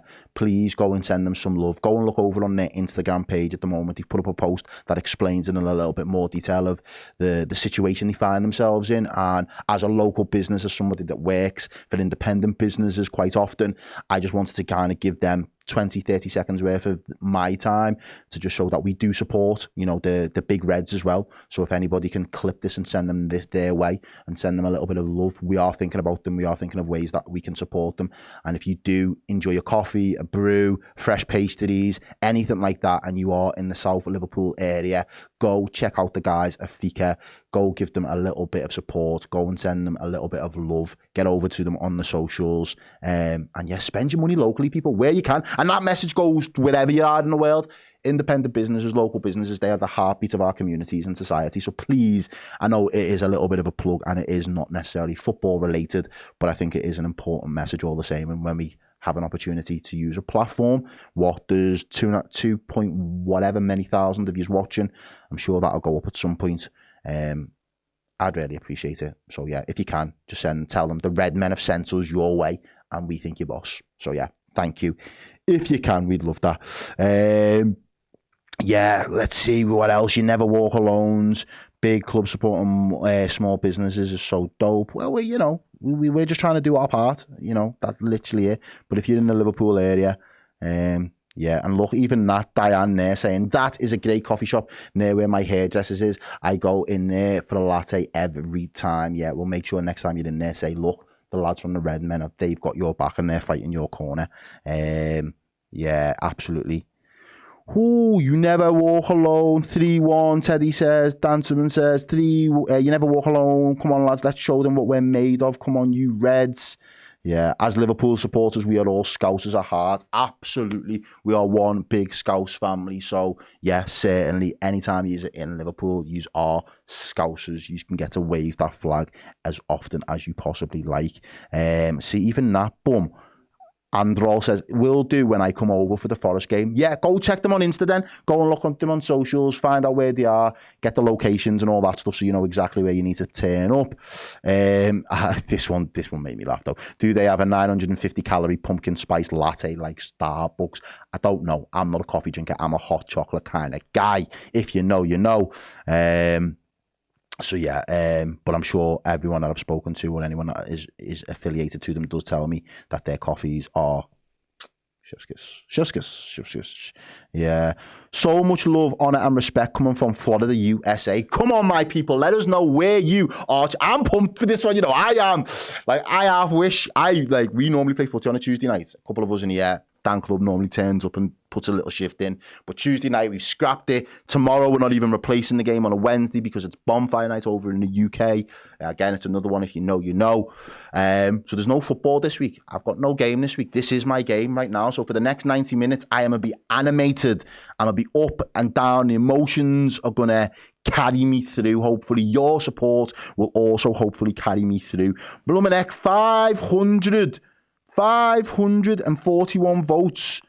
But it is an outstanding 57% say I shouldn't shave the beard. So, Mum, you've been told the people want the beard to stay a little bit longer. A Brit living in Denver, 1 p.m. kickoff over here. You never walk alone. Yeah, absolutely. Sabozlai versus Gula clash. Yeah. Wiz Pop says, Chicago, lad, it's 2-0 over here from the Chi-Town, Chirac, as some people will say. Hear that quite often in the music. On the Rocky Mountains High here in Colorado Springs, ready to watch the Reds take down Real. Absolutely, it is fantastic. Worldwide FC, says Terry McDad 8742. And just like that, I can move over. Yeah, thank you. Give you a seat. I've been keeping it warm. Much appreciated. Hello, everyone. Welcome back. Been keeping the vibes going. That was a nice 11-minute break. I managed to have some drink and I sit and have a little chat. And then, yeah, all good. It was well in the world. Right then, both teams, like Errol has just mentioned, are out on the pitch. Let me make sure that's on silent. That's the main thing. Absolutely. Right, yeah, so as the Champions League anthem plays, just a quick one more message before we get going. The latest episode of AXA Player Portrait is out now. Our Paul Machin hosts that wonderful series. As you know, Paul does a great job. Episode 2 is available now.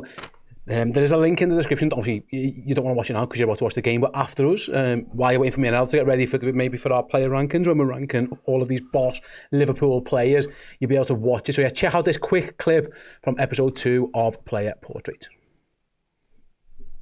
You could land a plane on that. Mine's not got a nose. I've just remembered. I'm feeling confident, actually. Oh, okay. I've got a problem. She doesn't have them eyebrows. She's still got the dye on them. Okay, take your time. Really concentrate. She knows who it is. Does she wear a lot of makeup? There's no makeup on her. This is naturally tanned from the sun. Look deeper. Yeah, there you go. Great job by Paul as ever. Very, very good episode. I've seen it already. Leanne Kiernan, who is a striker, and Kerry Holland, midfield. They're both, I mean, their patents weren't great. Let's put it that way. But it's a really, really good show, so check it out later on, guys. Thanks very much to AXA UK for continuing to support us on that one. You guys casted your votes, and my Mars just told me, well, she just asked me, do I want feeding ever again? So what missed? We had a back and forth in the chat. You were talking about beards. My mum's kind of propositioned me to get rid of my beard. Why? And said she just doesn't like it. She's never really been a fan of it. But I wanted to look older when I was younger. But now I'm like mid-30s. I kind of want to look a little bit younger again. And I don't mind a little goatee and clean up. And she's been trying to convince me for ages. You don't need it as much as I need it. I need this so I don't look like a giant egg. You'll get away with it. Yeah. You're very handsome as well, so maybe you could get rid of it. Well, this is what I'm debating. But the people in the chat were like, no, absolutely. And I think you should keep it. Yeah, but my mum's like, no, get rid of it. Listen to your mum. And now she's saying, I'm not going to feed you. You've got to listen to your mum. You may well laugh. She'll be on my neck for that. So yeah. Listen, you never want to upset your mum. You don't, do you? Really, you know. So I think mums tend to get the right way to us. But the Haribos are in the setting. Me and the main man are in the set. You kind of know what that means. If you don't know what it means, you know that you've got a little bit of admin work to do for yourselves. Yeah. So without further ado, let us know where you're watching in the world, which some people have already been doing, what your score prediction is, the time in which you are in terms of where you're located. Press that like one. press that like button, do it now. you know Thanks what I'm saying? very much to James Shine. Says, I've got to love the Red Men Dream Team. You guys are legends. The Watchalong's a godsend. I'm out on a family meal, so smash the like button for Steve and Errol. That is absolutely much appreciated. Let us know, yeah, absolutely. What's your score prediction? My score prediction is going to be 3-1 to Liverpool. We're going to be in the goals. 3-2 to Liverpool. Oh, that's going to be nervy. Liverpool will be kicking off. Have we been turned round? Yeah, we have. Pricks. So we're kicking towards the cop. And I hate that. Yeah. Anyway. Well, we're off. Liverpool are playing Real Madrid in the Champions League. Football matches at club level do not get any bigger than this, people. Let me tell you now. And Liverpool have got an early throw-in, which Conor Bradley is about to... Obviously, the game is it's on Prime, so bear in mind clocks, and I know we're all at different stages, so do use the clock to sync up to your whatever stream or whatever TV channel you're watching on. Well, effectively, that's what the clock's there for. Sync us up, pause us or pause your TV, match up, and we'll guarantee every single step of the way. 2,500 of you watching. Let people know. Share the stream. Let people know who you're watching it with. Let us guide you through this 90 minutes. Salah now is trying to make his little first run into the box. Plays out to Florian Wirtz. Ooh. No, it was Robertson. Got the ball kind of caught under his feet a little bit. It was Robertson supporting that attack, but now it is Florian Wirtz on the ball. Both had orange boots on that. Shot from distance. It's that old man. I think McAllister's shot strikes Ryan Gravenberch, but it falls to Florian Wirtz. Yeah, both in the orange boots is going to make it difficult to tell who's who. That's definitely Ryan Gravenberch. He goes back to Alexis. Nice start from the pool. It has. Nice and composed. Yeah, we've only got 800 likes, so we can definitely up that. And we've just bypassed that midfield completely. Conor Bradley now is getting a chance. Plays it inside, little flick around the corner. Oh! And Ekatike went for a little... That's that vavavoom. Little you get me? It's that French swagger, man. Bit too much on it. There was a little bit. To Thibaut Courtois. Remember, they're getting booed. Everyone's getting booed. There we go. Just leaves one on and says, hang on. After. A little early foul on Camavinga just to let him know he's there. I like that guy, though. You know, I'm like, Camavinga's a done. Yeah, I'm not even going to try and hate on him. Craig's got a question. Oh, it's actually from his missus. Hi, boys. My better half, Rebecca, wants to know if you have any bickies and cups of tea. Not right now. No. That's more Paul and Chris's thing. Yeah, I'm not if not, what are your favourite biscuits? Do you know what? Is there like a malt milk with? It's like, and there's chocolate on the top, and then there's just like that biscuit underneath. They're so more. Don't mind an Oreo. Oh yeah. Don't mind an Oreo. So good. Yeah. But I don't do teas or coffees. That's not my bag. Hot chocolate. Maybe once a day I might have a cup of tea. Have you ever had a matcha? Are you on that matcha bandwagon? Nothing. Nah, didn't think it would be. No. Anyway, Ekatike's battling at the top. He's won it. Well. Wirtz takes over. Good feet. I think he just skipped right past Militao. Florian Wirtz then got 3 men on him. Someone's going to have to help him out. He's going to win a corner if you can, Florian. Someone needed to help him there.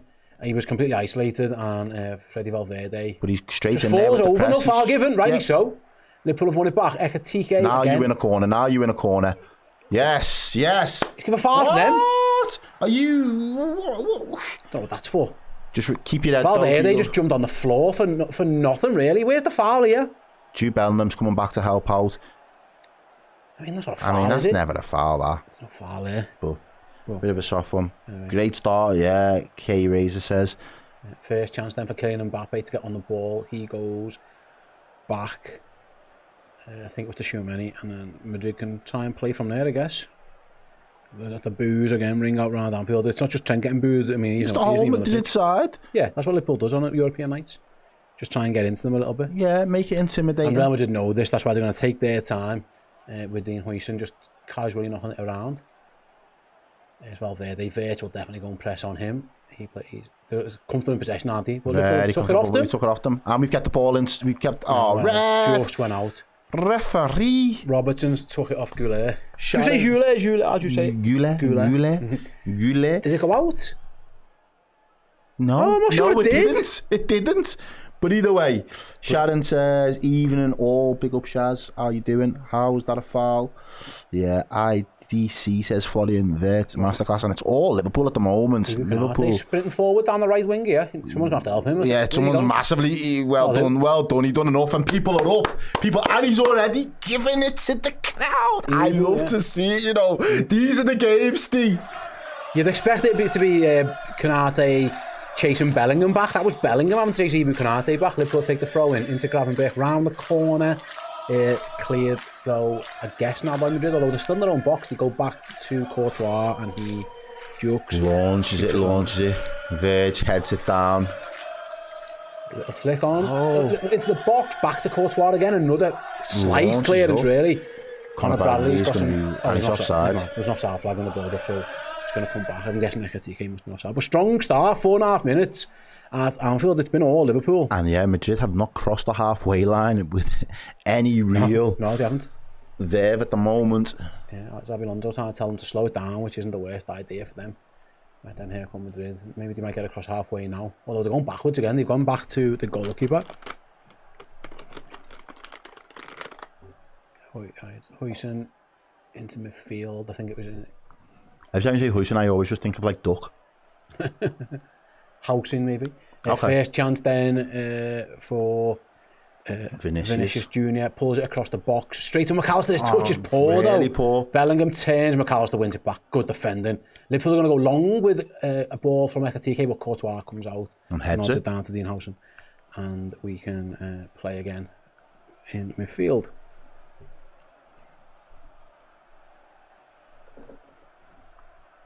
Right then.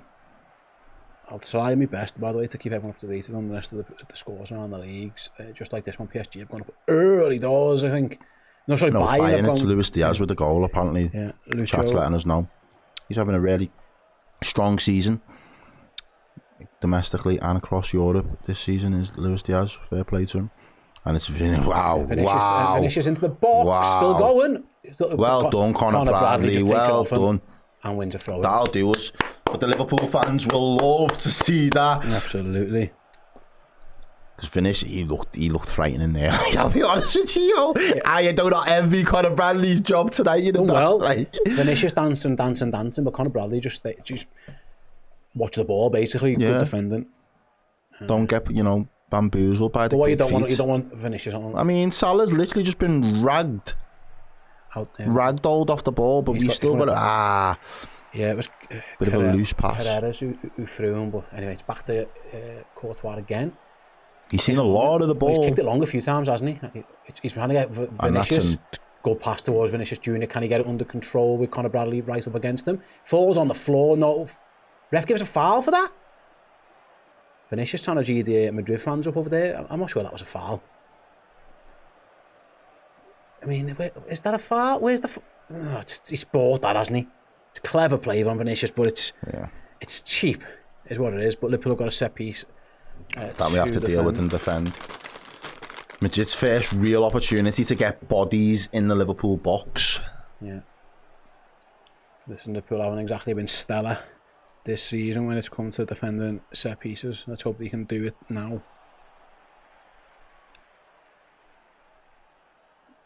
He's going to go and take it, but he's on the edge of the box to Vinicius Jr. He whips it in curling. Well done. Good header. All day. Sobo's going to chase the loose ball. Camavinga maybe sells his man short. Ooh. And Szoboszlai knew, he sensed that was a lot closer. If he could have got that off Carreras, he'd have been away, Dom Szoboszlai, but he didn't. Madrid now have the ball edge of the box. Oh, bit of space as well. Yeah, Szoboszlai does his best to shut that off. Ball out wide, and Vinicius one-on-one. Someone's going to have to come across. Mo Salah back there. We'd love to see it. Yeah, it's got to be done. It's the night for it. Yeah. Carreras again into midfield. That's you there, coming off the wing. Yeah. Slotting essentially. He is, yeah. Giving that licence. Camavinga's kind of took his position on the right-hand side. A little bit of a position change for the moment. Here's Jude Bellingham, Camavinga. Madrid just popping it around the corner to Bellingham. Straight out of play though, that'll do Liverpool sound. Andy Robo will take the throw in. And Liverpool can get back underway. I mean, we're looking at Kylian Mbappe, so the ball is with Georgi Mamardashvili then. He'll try and fight the pressure. Amazon have got to get the money's worth, haven't they? Go long, too long. Very straight there. Right, and Militao was just perfectly positioned to just hold off Hugo Ekatike trying to spin in behind. Lots of encouragement still over. Well, Liverpool. But the ball at the ref. Madrid's had to clear it, hit the ref on the back. Probably should be watching the ball, mate. It's going to be a drop. A ref should never get in the back, should he? Like, no. Should be watching the game. Once we move, back underway. There's Militao. Back to Housen. he's comfortable on the ball. Liverpool will try and pressure him now, and he's played it Straight to Ibu. 3 men pressed him there, and he just gives shape to Ibu Konate. Here's Dominic Szoboszlai. Salah one-on-one with his man first, attempt to get past Carreras, who does well, actually takes it off him and goes back to House, and his touch is poor though. He's under big pressure. Florian Wirtz has nicked it off him. Wirtz back to Szoboszlai. Good touch. Sobos touches exit the box, shot over from Alexis McAllister. It was brilliant work by Florian Wirtz, just robs Dean Howson. Ready to pounce there, weren't we? Yeah, really good move from Liverpool. Sobos touch was fantastic. Laser off McAllister, just gets under. He scored in this game last year, of course. Not so good this time, but impressive from Liverpool there, Errol. Really good. Pouncing. And again, it was kind of what we suggested in the build-up. A little bit of setting traps for Real Madrid if they're going to try and play off from the back, and trying to, when we pounce, trying to really go with a bit of intensity and try and get in on goal. And obviously McAllister doesn't work to keep the shot on target, but it's promising signs from Liverpool. Yeah. Again, Andy Robertson does really well, just gets straight into the back of Camavinga there. Doesn't allow him to get control or a touch on the ball. Ball goes out of play. Let him go again. Here's Ibu Konate, then ball into the midfield, flick around the corner of Ekitike. Not a bad one Salah, either. What a touch. Yes, Mo, and what a ball. Ekitike, one more, let them show it. He couldn't quite get it. If he delayed that on one more, Florian Wirtz might have been in. I just don't think he ever had it under control to flick it around the corner, because it was 2 versus 1. Salah's touch and pass was exceptional. Ekitike just couldn't quite get out of his feet. I think if he did that, or Florian Wirtz made a great run there. Yeah. Right, then Bellingham holds off Szoboszlai. And you know what as well, for everything that we say about, you know, the monster in goal we've had over the years, Alisson, you finally beat that Madrid backline, and you've got another monster in goal in Courtois as well. He's going to take some beating. Vinicius then having a little dribble. I'm not sure that was out, but Liverpool get the throw in. Yeah, we get the benefit of the doubt. Yeah. Anfield's rocking. Yeah, they're up for it. They are up for it. The scarves are absolutely up in the air. We're letting Madrid know that we are European royalty ourselves as well. Bradley then with the big switch. Ekitike will get there. Not a bad switch either. He's found himself left-hand side then. Hugo Ekitike cuts back into the box. Lays at the edge of the box. Szoboszlai, McAllister, Wirtz. No, Roberts. Oh, keep doing it. I'm going to do that all game. Same boots. Gravenberg. McAllister going backwards a little bit now. Robbo, back a little being patient. I thought Ekitike might have just done the Gakpo cut inside shoot. He chose not to. Just recycle possession a little bit. Now Liverpool are back on the halfway line. Gore Gazim says, the truth here, boys, we look up for this. Yeah, we do. Both on and off the pitch. Which helps. Yeah. It helps. The crowd will feed into that energy and try and give the players that extra little 5-10% where we can, and the players have got to respond. It only works if the players do respond, otherwise it's all in vain. Salah just ran into his guy there. What's his name? Carreras. Yeah, good player. But he's if they just signed him in the summer, was he one of their new? Oh, Salah. Salah might be in again. And he's go on, Mo. Keep going, Mo. Ref. Salah's into the box. Really well. Houghton comes across. Could have given us an advantage there. Well, give us the free kick when there was no advantage, I should say. Madrid go long and Liverpool go all the way back to Mamadashvili. He's from Benfica in the summer, yeah. Oh, was he? Yeah. He's a Portuguese guy. He's only 22. No, he's Spanish. Yeah. He started like as a young lad. He was at Man United for a while. Was he? Yeah. As a real youngster. Yeah. LGR Park says, Steve, I can tell the difference between Robbo and Wirtz because the sock height. That might be the way to get. I mean, mate, you're testing me. The screen. I am quite far away from this telly, mate. It's not like your living room, this one, I'm telling you. And there's lights everywhere. It's tough. But the sock height, thank you. It is. It's. You can just about tell it. As Madrid get themselves a free kick. I mean, mate, I can't see the numbers on the back sometimes. My eyes seem. I've had my eyes tested. My eyes are fine. But that's to be fair. You know, difficult. We have literally behind the cameras, we have lights either side of the screen, obviously, so it lights us up for the show. It kind of makes it difficult sometimes to focus. And I'm blind, so I'm just out here guessing. We're working with what we've got. Yeah. Anyway, Ekitike tries to put the press on Madrid. No. Szoboszlai nearly gets a touch to it, and Ekitike's going to try and scramble across, but Howson can go back to Thibaut Courtois. His touch was a little bit heavy. He likes the long ball forward to Courtois. Bradley wins his header. What a touch. Skins Go on, to see it. you in a Yes, bit, see you in Conor a bit, Bradley. Connor. See you in a bit, lad. Yes, Conor Bradley flicks it round Bellingham and then guides it back into midfield where Virgil van Dijk can carry the ball. We're playing with confidence. We're up for it. Conor knows who's on the bench for them. He's not stupid, you know what I mean? You would up your You're game, back in my house now, lad. Yeah. Nice one for leaving. It's my shirt. It's my shirt now. I'll Do show you you get why. me? Right then, here's Soboslai round the corner. Wirtz has definitely got a free roll. He isn't just sticking left, is he? No, not at all. But now Andy Robbo Robertson. is he onside? Is the first question. As he's found by Sobo. Yeah, he must have been. Gets it back. Little 1-2. It's Robertson again. Wirtz needs to actually get over there now. Don't want to help him out. I think Wirtz genuinely has got a free roll. We've seen him at right wing before, winning the ball back. We've seen him in midfield there. Liverpool go for a big switch. Can Salah get that? Oh, no. See, he was asking a lot. Yeah, it was a tough one, that one. Asking a lot. Yeah, really strong start from Liverpool. First 15 minutes. I said that we might have to weather the storm to somebody in the comments before, but this one was flown by 15 minutes though. Neither goalkeeper really tested it in truth though, which is probably why it's flown by. As Camavinga goes for the big switch, good one as well, right to Carreras. He goes down by Vinicius. Vinny cuts inside to Kylian Mbappe. He's got a run and towards the edge of the Liverpool box. Back to Vinicius Jr. Left hand side. Gravenberch has got over there as well. Liverpool defending in numbers, but it is Mbappe. He lays it off to Jude Bellingham. Plays it back to Tchouaméni. Back out to Carreras. I think it's pronounced. Over to Vinny Jr. Goes on the outside. Cuts back on himself. Conor Bradley's done well. Carreras. Yeah, Gula just putting up in positions there as well. Yeah, he's definitely. He's getting a free roll. Here's Vinicius again, then left hand side touchline. Plays on outside of the boot pass, but comes back off Gravenberch. He gets it back though. Got a bit of good fortune there, the Vinicius Jr. Right, then here's Bellingham out wide. Oh, maybe a shot on here from Militao of all people. Blocked easily. Down and blocked it. Even Ekatike was getting. Oh, go on, we can break it. Great. Plays it down the line to Ekatike. Ekatike, Liverpool got men streaming forwards. Real Madrid got men streaming back. Ekatike shoots from distance. Probably should have passed it. And then Madrid can clear. He should have passed that to Szoboszlai. He really should have. Bellingham wins it and is driving at Liverpool's defence now. And he finds Mbappe. Yeah. Now Madrid's turn to counter-attack. Here's Vinicius Jr. Lays it across the edge of the box. Bellingham, Mbappe! Oy. Puts it high into the Anfield Road end. Both teams with little mini counters there. End-to-end stuff that, you know, Steve. Well, it was two centre forwards with poor shots that ended two counter-attacks. Ekatike has to pass that. French ones as well. Yeah, two French centre forwards with equally poor shots. It was a good Madrid move. Mbappe put it massively into the stands. Ekatike's shot was too speculative. He had Sobo in acres of space. Can't believe he didn't pass. He shot from miles out, really. And Madrid won the second ball. Too easy. You don't want to do that. Speaking of second balls, Goulet again. They've definitely done a little tactical switch here. Camavinga's almost playing right wing here. He is.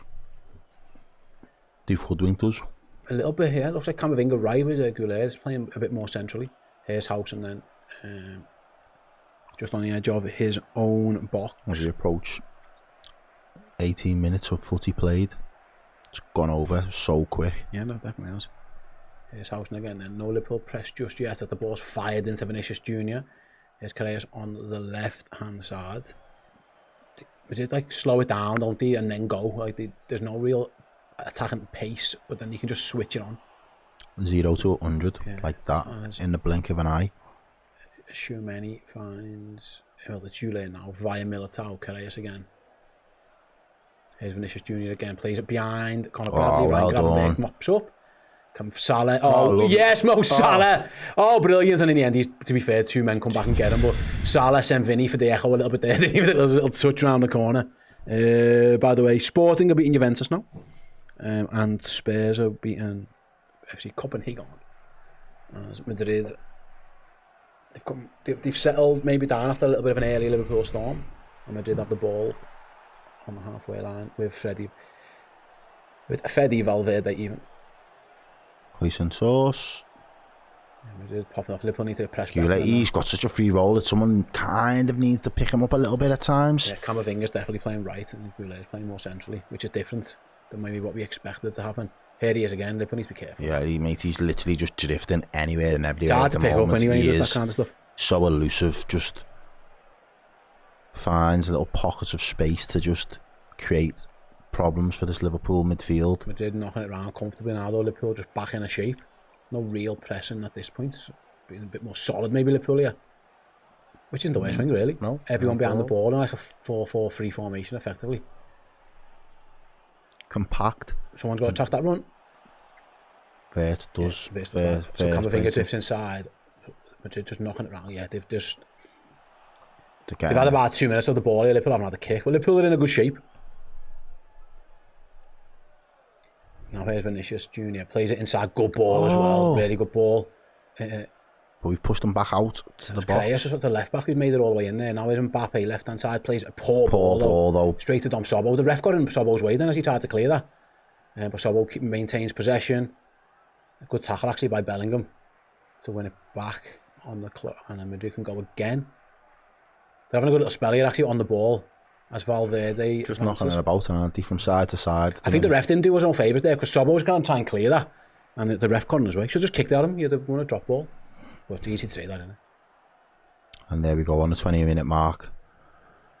The stadium, people in the stands stand up and belt out the Diogo Jota anthem in remembrance for an absolutely wonderful. Here's Vinicius Junior on the run. Well done, really well done. Wasn't a foul. Get up. Yeah. Bradley just used his body well. His pass towards Gravenberch is loose though. Liverpool needs to be better on the ball than that.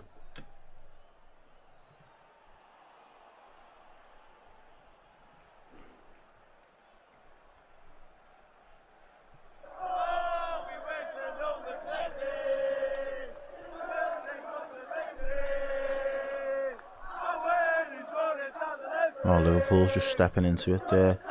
Too far for that. Van Dijk followed Mbappe in. Refs have fouled. I'm not sure, but not too many complaints from Virgil, to be fair. Let's see on the replay. Oh, I'm not sure that's a foul, you know. Pretty sure he got the ball. But it is a free kick. Central, quite far out for Real Madrid. And again, Goulet's over it. What's he going to do from here then? Militao's up, Bellingham's in there as well, Chouameni's in there, of course, Mbappe's in there. Howson's gone up as well, so there's plenty of men forward for Real Madrid. It's a quite central position to try and cross from. Let's see what he goes to do. He goes right down the back post. That looks too high for everybody, it was. I didn't feel like you could get a good ball in from that angle. It felt like it needed shifting from there.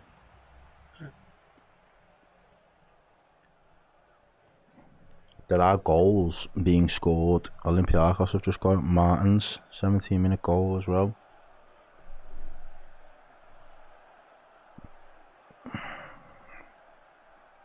Opening 20 minutes, Steve, what do you make of it? Pretty even. I think we started better. I think they've had the better of the last 5.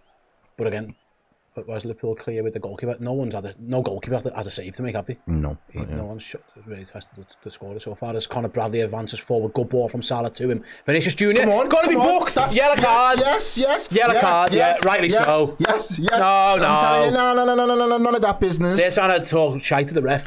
If you'd have said to me, one of Vinicius Junior and Conor Bradley are going to get booked, but the other one chasing back the other one and throwing him to the floor. But it was Conor Bradley striding through the Madrid defence. He literally just rugby tackles him Vinicius to the ground. Junior, fair play to him, gets back, but I mean, he just fouls him. It's a clear yellow card all day. Very cynical. As one Conor Bradley rings out around Anfield. Vinicius Let them know. goes into the book by the PSG have equalised against Bayern.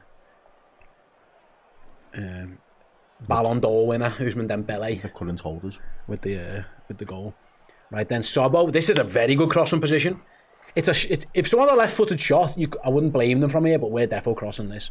Maybe Courtois in goal. You think maybe you've got a better chance of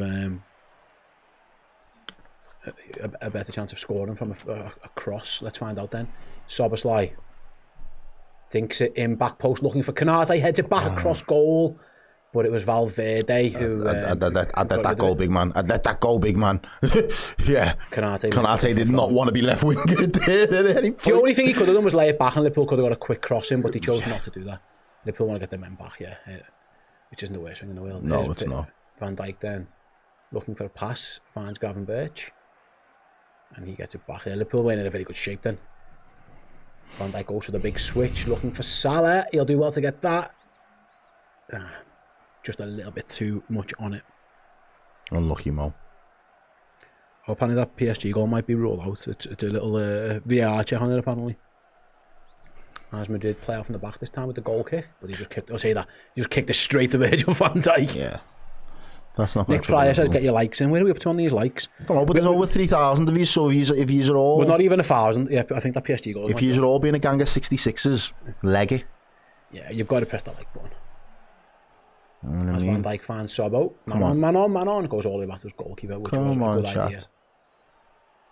Right, Mamardashvili goes long, too long. He's done that a couple of times now.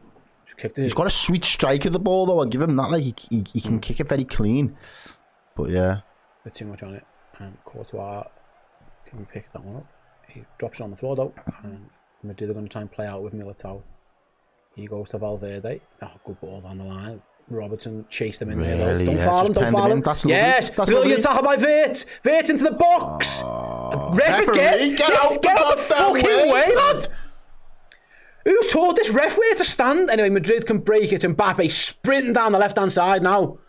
Here's Conor Bradley one-on-one against Vinicius Jr. That's embarrassing, Vinicius that, you know. Into the box, overlap from Correas. Bad touch though. Oh, get up. Was looking We're not doing that again. We're not doing that again. Liverpool again with a bad pass out.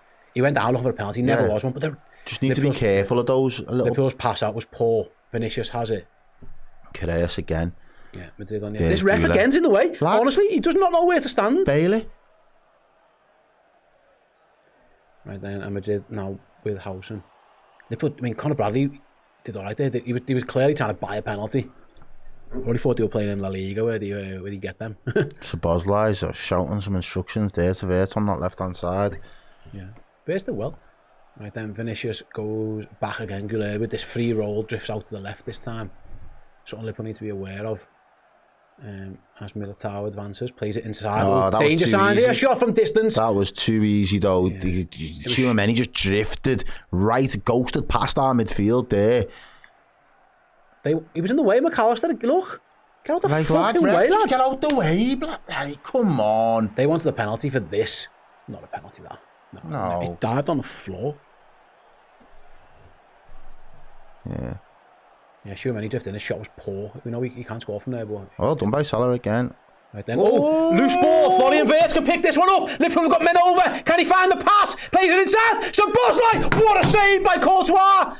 I told you. Liverpool have won it back though. Come on, keep going. We'll digest that one in a minute. Keep going. I think he should have scored. I do as well. Big save. Come on. Salah's won it back though. Left hand side. He's had the ball foul given against. I told you. Even if you beat the defence, you've got him in goal. This guy in goal, you know. Yeah, he's up there with Alisson on these type of one-to-ones, but again, Liverpool just capitalising. It's a good ball by Florian Wirtz. He doesn't do a lot wrong, so from that angle. What else could he have done, if anything? Gets a big... No, the goalie's right on top of him. It's a great save. I was thinking he could have done better, but look at that. He goes he saves it with his boot. He still goes boom. He saves it with his boot. Like he's up there, bro. Like... Honestly, Sobbo didn't do a lot wrong there. By the time he took the shot, the goalie was a yard away from him. He keeps it away from his hands. He saves it with his leg. Anyway, free kick to Liverpool, left-hand side. Robertson can whip this one in. Left-footed ball. Van Dijk's head is over. Yeah. Ali is better. He might be. Do you know what? But like, it was a good save. That. Yeah. He's up there. They are both in the conversation for... My initial thought was Sobbo could do better, and then having seen the replay, Courtois is a yard out from him, and he gets a boot to it. Like, Sobbo does the right thing. He lifts it, he curves it round, he hits that pace. Just a great save.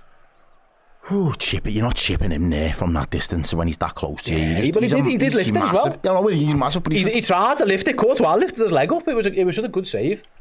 Wirtz done really well to capitalise on the loose ball, and found a good pass as well, but unfortunately they've got a freak of a goalkeeper. We've learned this in Champions League final in the past, of course.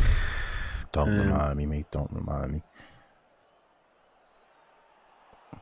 Chelsea passer at the bridge. Ooh, where have we seen that before? It's a while away, isn't it? Yeah.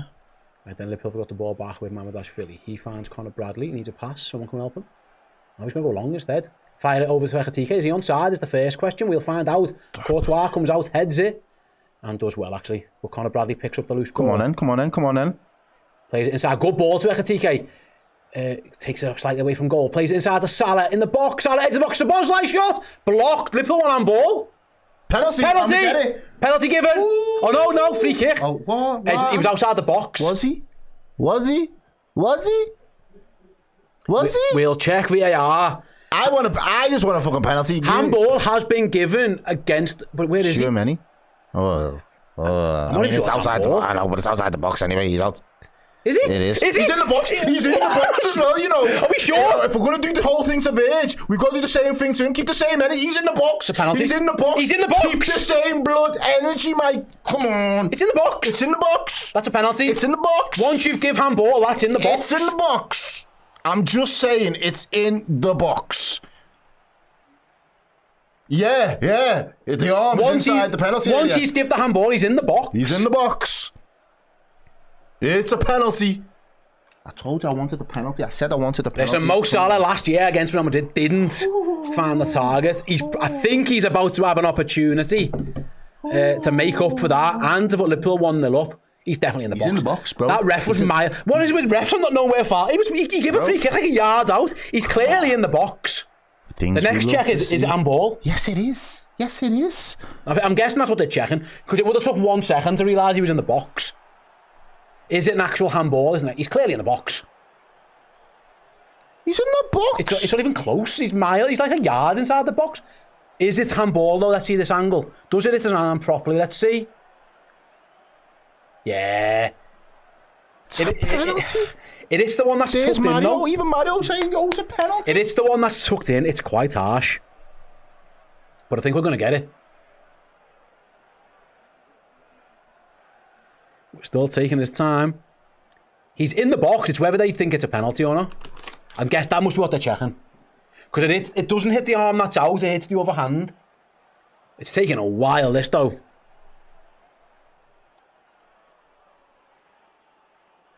It's in the box.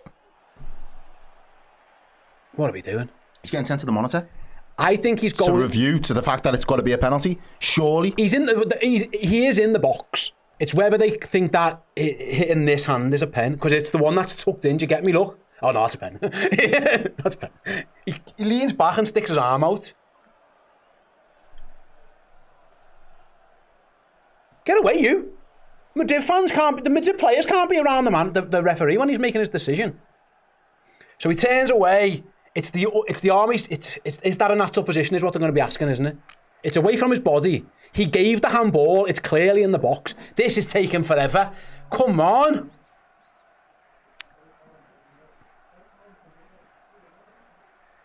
What I would say, you see handballs in Europe given all the time. Ref says VAR. Nothing. No pen. So they've said it wasn't handball because it hit the heart. I see what they've said. It didn't hit the arm that was extended. It hit the tucked in arm. They think it was in a natural position, I guess. So now it's just a drop ball. We don't even get the free kick now.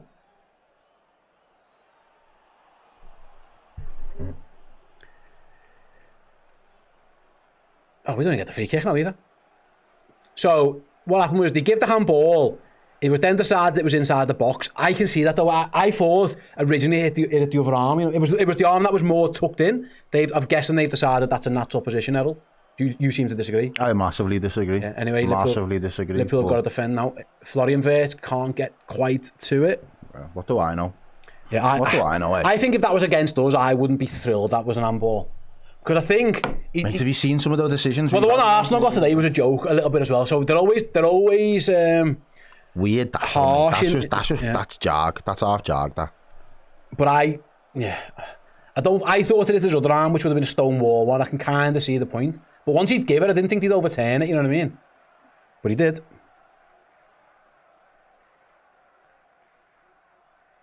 No, man, that's not even that's. Let's see one more time. So it's his left-hander hit.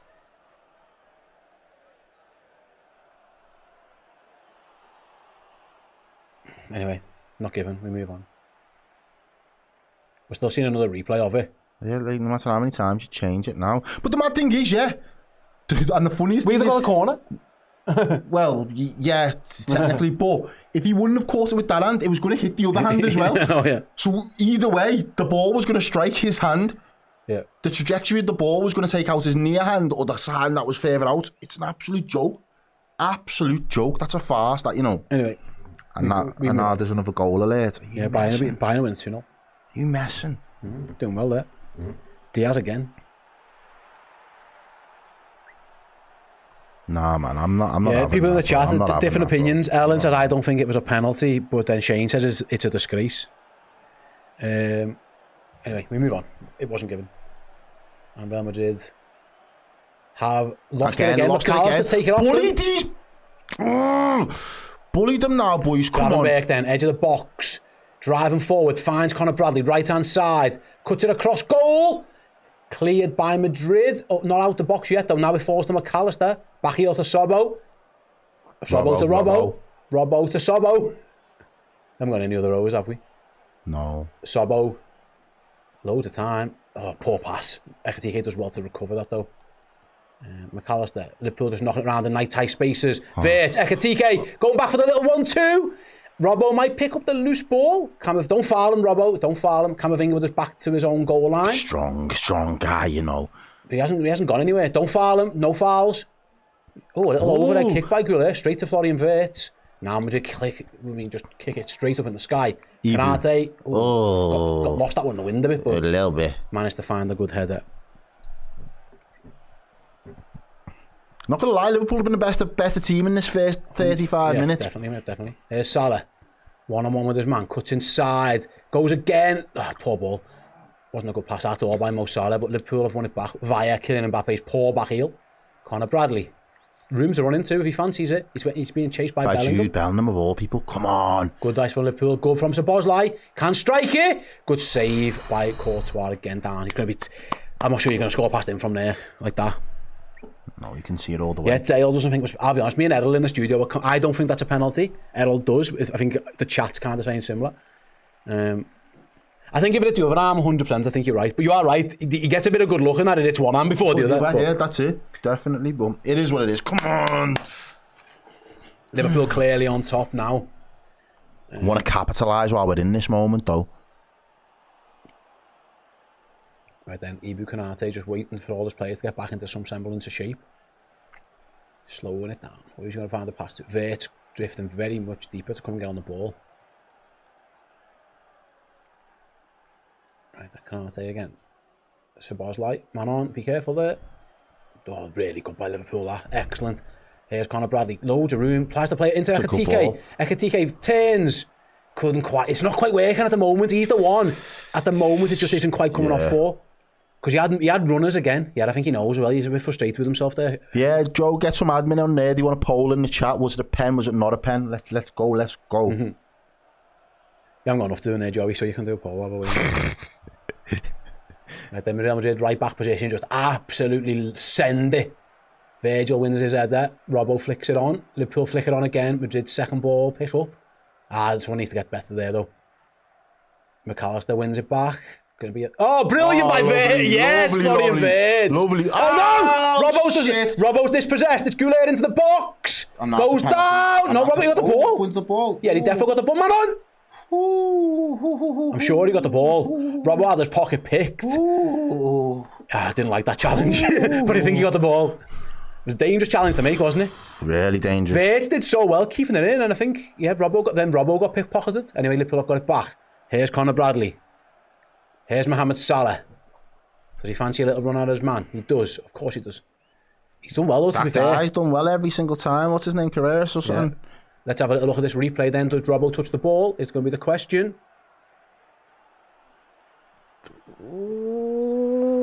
He might have kicked Robbo.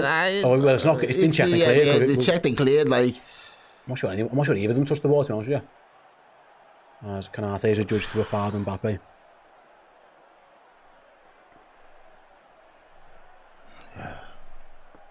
Yeah. I mean, for a 0-0, this has been a bit of a bit tasty. It's been a big good game.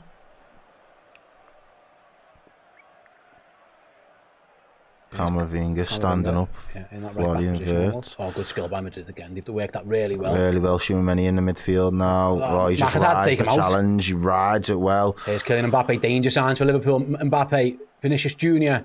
Going to cut inside. Beat Conor Bradley. Falls on the floor. Get up, lad. Get up. You absolute...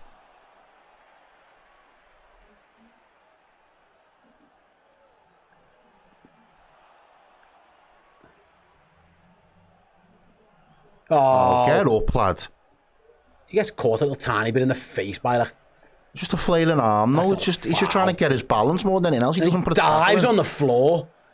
Yeah, you know, he's too good for that. Get up, lad. Anyway. That's what I'm saying about his mentality. TK with skill. Loses out. Bellingham now takes over. There's Vinicius Jr. and Conor Bly's out of position. So it's up against Ibu Konate. Vinicius crosses. Van Dijk heads. Conor Bly should keep that in. Yeah, brilliant. It does. Lovely. Conor goes for the big switch. Early doors looking for Wirtz. Too much. Oh, 3,500 of yous watching. It's tense. It's still 0-0. Yeah, it is tense, you're right.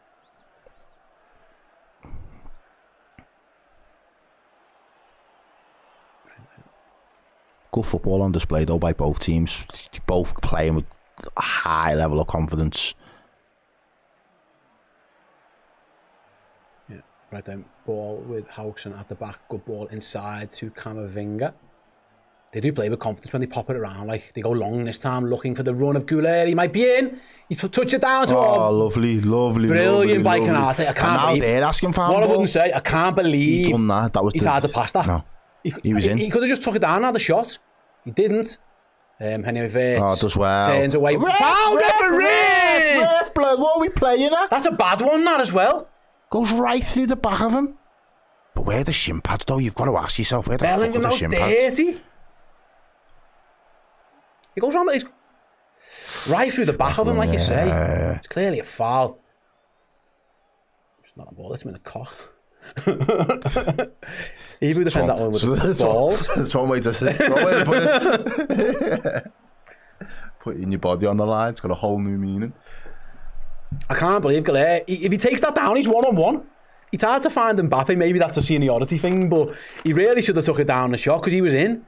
It was one long ball forward, really, that undone Liverpool. That third man runner. Thankfully, Ibu was alive to it, and it was a poor pass. And Ibu defended it with his... John Hancock. Yeah. With Mrs. Konate's favourite thing, maybe. If there is one. And Mrs. Konate, I don't know. Here's Conor Bradley, halfway line. Why did we take that short? We should just whip that in. We've ended up back our goal here. Mamardashvili then. He's looking long. I got strawberries. I love me some Haribo. Oh, what a header by Ekatike. And he's found Sobo. And he's found Wirtz. Madrid got men back though. Sobo's life from distance again. What a save again. Can Salah get the rebound? No. This goalie, Told you. I said this to you early doors. That's to remind myself what he's about. He stands on business differently. And that's a much better strike as well. Big hand to it. Yeah. My sister says she voted for the pen as well. She knows ball.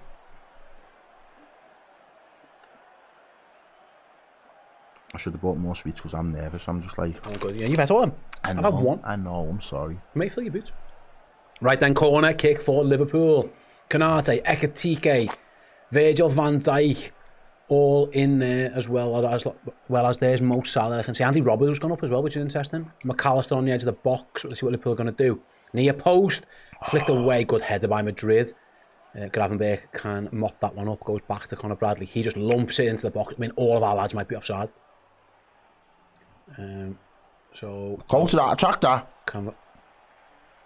Right then, bouncing ball in the middle of the park. Van Dijk fouls Bellingham. You know what? That isn't the worst foul to give away. That Madrid had a lot of men forward there.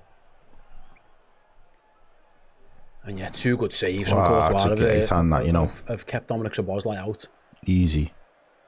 My guy with the braids. Jeez, my guy can't believe it. I like his hair though. I'm feeling it. Right, then 43, nearly 44 minutes gone at Anfield. There will be a bit of added time because that VAR check took a while. So it'll be a few minutes. Milk bottles and no. Cola bottles, yeah. Milk bottles, no. Madrid switch it, and Vinicius bouncing ball should be able to collect it and does up against Conor Bradley again. Plays it into the box. Be careful here, boys. Bellingham in the box. Twist past Konate. Shoots. Good save by Mamardashvili with his feet. First real opportunity for Madrid. It hasn't cleared yet, though, as Vinicius Junior again. Edge of the box. Shot at goal. Straight this time. Mamardashvili. Safe. Good save with his feet by Mamardashvili there. Bellingham went past Konate very well. Konate couldn't angle a leg. He'd have been sent off. He knew it. Or give a penalty away, rather. Good save. Kept the legs closed. Did Mamardashvili. It's a good save, though. First one he's really been called into action for. Yeah, I was going to say, first chance he's been really tested. You are right, yeah.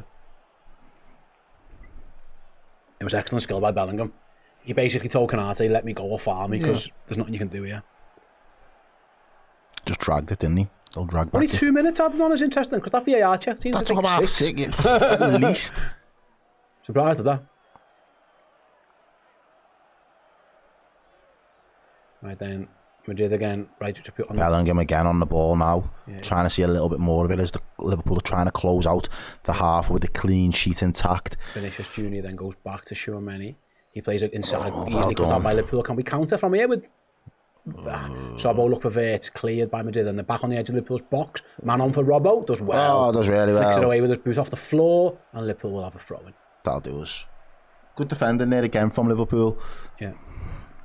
The major talking point will be that penalty decision, I'm sure. Obviously, Courtois made some good saves from Dominic Szoboszlai.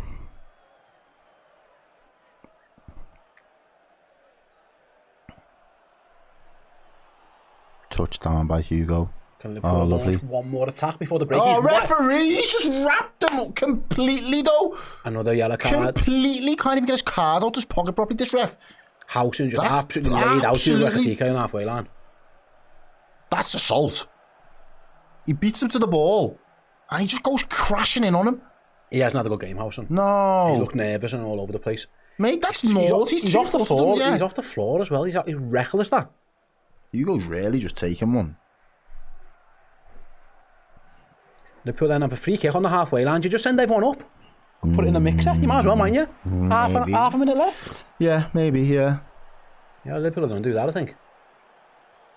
It's actually a bit. It's about 10 yards away from the halfway line. It's further forward, actually. So, and a little good angle for Sobo. I mean, if he wants, he can just give it to Florian Wirtz. Yeah, done that. That'll do, yeah. Here's Florian Change Wirtz. the angle on it. Left-hand side then. Cuts inside. Back to McAllister from distance. Is going to shoot. Courtois parries it away. Wirtz collects. Robbo's going to cross. Robbo crosses. Howson heads it away. Liverpool ending the half well. One more chance to get it in the box, maybe. With McAllister. Gravenberch. And it'll be half-time. That'll do. Half-time then. Liverpool 0. Real Madrid 0. Very entertaining game of football. Liverpool, big chances. Szoboszlai forces 2 very good saves out of Thibaut Courtois. Mamardashvili makes a good save, late on from Jude Bellingham. Controversy around the penalty not given against Tchouaméni. It was given. For those who ain't watching, I know most of you were. Ref gives a handball against Real Madrid. He gives a free kick thinking it's on the edge of the box. It was in the box, but then they decided it wasn't handball because the arm was tucked in. I think that is the official explanation.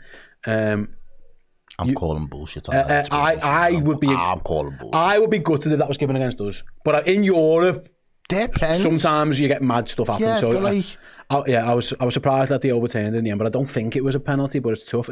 What was the result of the poll? Did we have a poll? We did. What was the result of it? Jojo. Okay, no, we don't know. We'll find out. We'll try and find out in due course. Yeah, if there was. Denzel's calling bullshit as well. Yeah.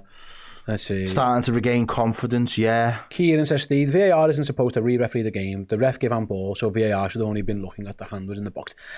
But once they do check everything, though.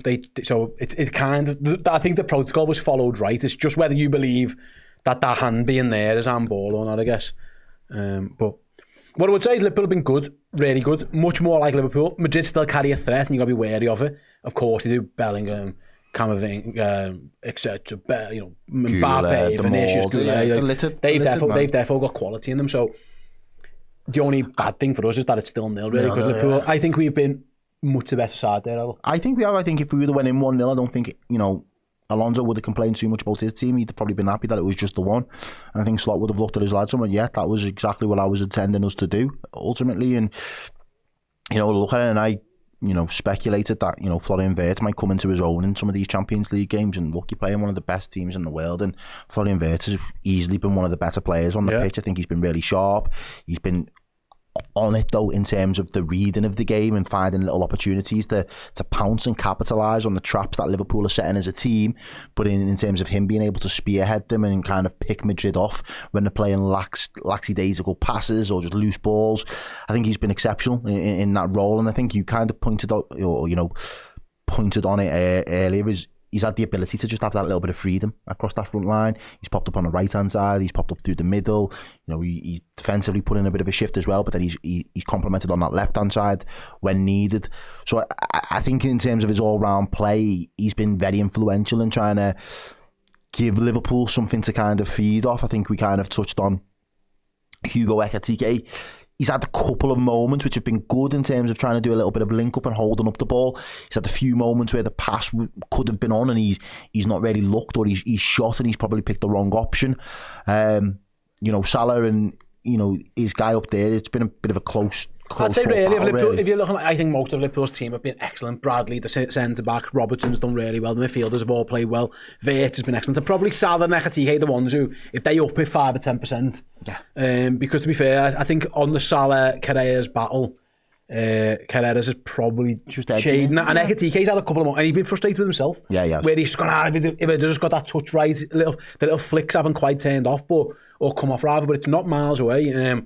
And like I say, you've got their centre half on a booking as well. So therefore, if I'm Ekitike, I'm trying to play on him. He's had history as well, Dean Howson, by the way, of red cards. And if you get into the head of Vinicius Junior as well, he's on a yellow card, and he's somebody that can be quite an emotional. Bradley's done well against him. I think he's been brilliant. But he only takes one. That's the thing with him. He's that good. It only takes one. But Conor Bradley's done an excellent job on him so far. Conor Bradley's might have been.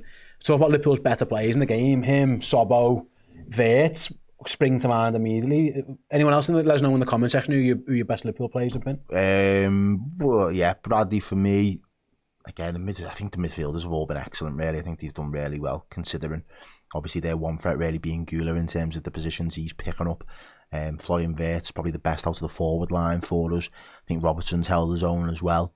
And Mohamed actually hasn't had a lot to do, but what he has done, I think he's done it pretty well. I think there's been a couple of occasions where he's overcooked the ball out from the back, but do you know what, if it turns them round and gets us a little bit further up the pitch, I'm not overly critical of those kind of moments, if I'm being honest. Yeah, I was encouraged by the lineup. I'm even more encouraged by the first half performance from Liverpool, if I'm being honest with you. I think that is exactly the type of performance that the crowd in Anfield have probably been expecting and praying that we was going to turn up and put in tonight. And so far, they've not really let us down. Again, Florian Wirtz over on this right-hand side could have put it on. Such a good save. I'd say around here, could have put it on a play for Florian Wirtz. He did. He's been the one in that midfield who's Someone, Keith and Kumar both said Konate's played well. He has, yeah, you're right. Yeah, he has. It'd be interesting, yeah. But anyway, it's still 0-0. Obviously, where we're at so far. Again, if you Liverpool now, you don't change anything really yet. That's some attack, that, innit? You've got Rooney, Fowler, Walcott, and Studge as a front four. Some firepower there that Amazon have just put on the pitch. Yeah, they're just showing the replay, by the way, on Amazon of the penalty incident that was eventually overturned. Everybody's shouting for it, though. I think most of them think it hits the other arm. Is what I'm, that arm, his right arm. Then that's clearly handball. I think because his left hand is tucked in. That's ultimately what gets him away with it. It's 100% hitting both of them arms. One bump, it's going to hit the other one as well. But it wasn't given. I'm surprised, yeah. Wow. By the way, Luis Diaz has had quite the game. He scored 2 goals and got a red card in Paris. Oh, has he? Yeah. 2 over there. Let's see. Rab Adam says, much better than feared, and I hate Courtois than Vinicius. Yeah, Courtois, he's just really good. He is, like, it's going to be some goal that beats him. I thought he did so well on that one-on-one. Because at first I was thinking, you surely, Sobbo, you've got to do better. He takes it away from the goalkeeper's arms. He lifts it, which is what you're taught to do. And for some reason, Courtois just big size 15 boots in the air. Like, Sobbo doesn't do a lot wrong on that one. I thought at first it was a bad miss, but it's not. It's actually a really good piece of goalkeeping. Wirtz did so well earlier to get Liverpool playing. Him and Goulet have kind of both got free roles on both teams. It's fair to say, Errol. Yeah, and I think they're both been influential. I think, Goulet's pretty close to putting on a play for Mbappe. There's Wirtz now putting on a play for Szoboszlai. It comes at him in a flash as well, and he doesn't really have a lot of time to, once he makes his mind up, he's just got to try and get a true connection with the ball, which I think he does. Yeah, Sobbo usually gets a good connection. That was, again, another brilliant save. But I think Liverpool on the whole, again, can't emphasise it enough, has been so much more like the Liverpool that we've seen from last season and so much more like the Premier League champions that we know they are. And again, it's no surprise when you've got the majority of a team that was mainstays in the team last season for you, the level of performance does go back to the level. So I'm happy. It's a big 45 minutes now, and it'll be an interesting one because it comes back to that question for me again. Now it's about game management. What ultimately do Liverpool want to get out of this game? And everyone can turn around and say, we all want to win, we all want to win, which we do, we know that. But it's the manner in which we approach the game now in the next 45 and how we close it out to win the game. Liverpool have left themselves vulnerable, going gung-ho too soon sometimes, chasing games, trying to nick a late winner.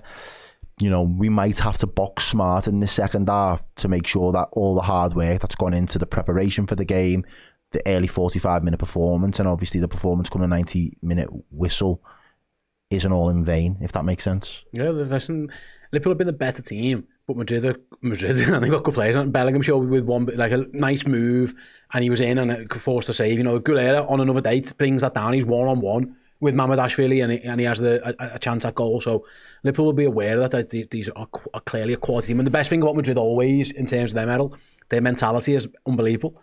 Like they always just... They'll always believe. They always believe that they're the best and that they can win it. And sometimes that pays off. So yeah, Liverpool, and again, different in this half now because obviously they attacked the Kop in the first half, which is always a little bit strange. So they're going to be going the other way for once. And we'll see how it pans out. It's worth mentioning, I think back to McAllister's goal last year. He kind of half missed it. And that's what beat caught. Maybe you need one of them sometimes. Like if Szoboszlai doesn't connect so well, and he kind of scuffs in, you might score. And obviously Gakpo's header was like you could have had 6 goalies. You weren't saving that, but maybe that's what you need to beat this goalkeeper. Don't hit. Who's our scruffiest shooter? Get him on, and maybe he can get one. Maybe a deflection like Gravenberg or something at the weekend. I don't know, but yeah, I think so far, I think we'd all agree Liverpool have been the better team as it stands. And fingers crossed he can maintain that into this second half. By the way, me and Errol then will be back with that second half very, very shortly. We're going to go for a quick break, so check out these messages and catch us on the other side. See you in a minute. Hey everyone, it's November, and at the end of the month, one of our wonderful Redmen Plus Legend subscribers will be winning these. Yes, they are a pair of goalkeeper gloves, and they are signed by former Reds goalkeeper Bruce Grobbelaar. He won league titles, he won FA Cups, he even won the European Cup as well. And yet at the end of November, one of you lucky Redmen legends will get these goalkeeper gloves. So yeah, head on over to redmenplus.com, join us as a Legend subscriber, and if you do that, at the end of the month, you'll be in the draw. And this pair of wonderful goalkeeper gloves could be on their way to you.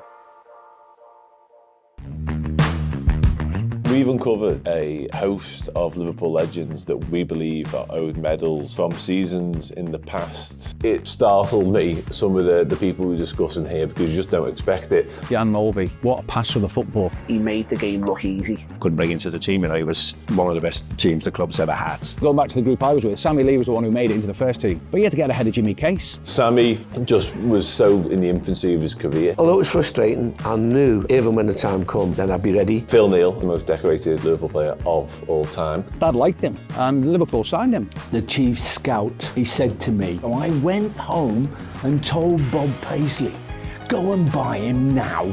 I don't think anyone can speak about David Fairclough without saying super sub. Part of the conversation I had with Bob Paisley while I was away seemed to intimate that perhaps they were tiring a little bit of me. Gary Gillespie was huge. Tasked with the job of breaking up Adam Hansen and Mark Lawrenson. Ronnie Rocket. He just took the league by storm. No one was going to knock him off the ball. Battering ram who could go through defenders. Now it's about getting the Liverpool legends. You've just heard all about the medals. They were never officially awarded.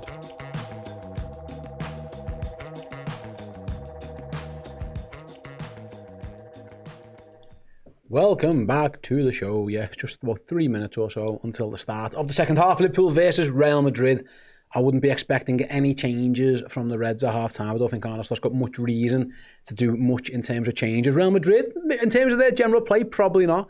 It's whether Xabi Alonso's comfortable with Howson being on that yellow card, or he's not going to take Vinicius Junior off for being on a yellow. I can guarantee you that. But maybe Howson, if he thinks about doing something there. But other than that, I wouldn't be expecting too many changes from either manager just yet. Obviously, both teams have got a lot of quality on the bench, and I'm sure there'll be changes to be made later on throughout the day. But at this moment in time, I don't really see either manager going to their bench just yet. Would you agree with that? I would, for the time being, yeah.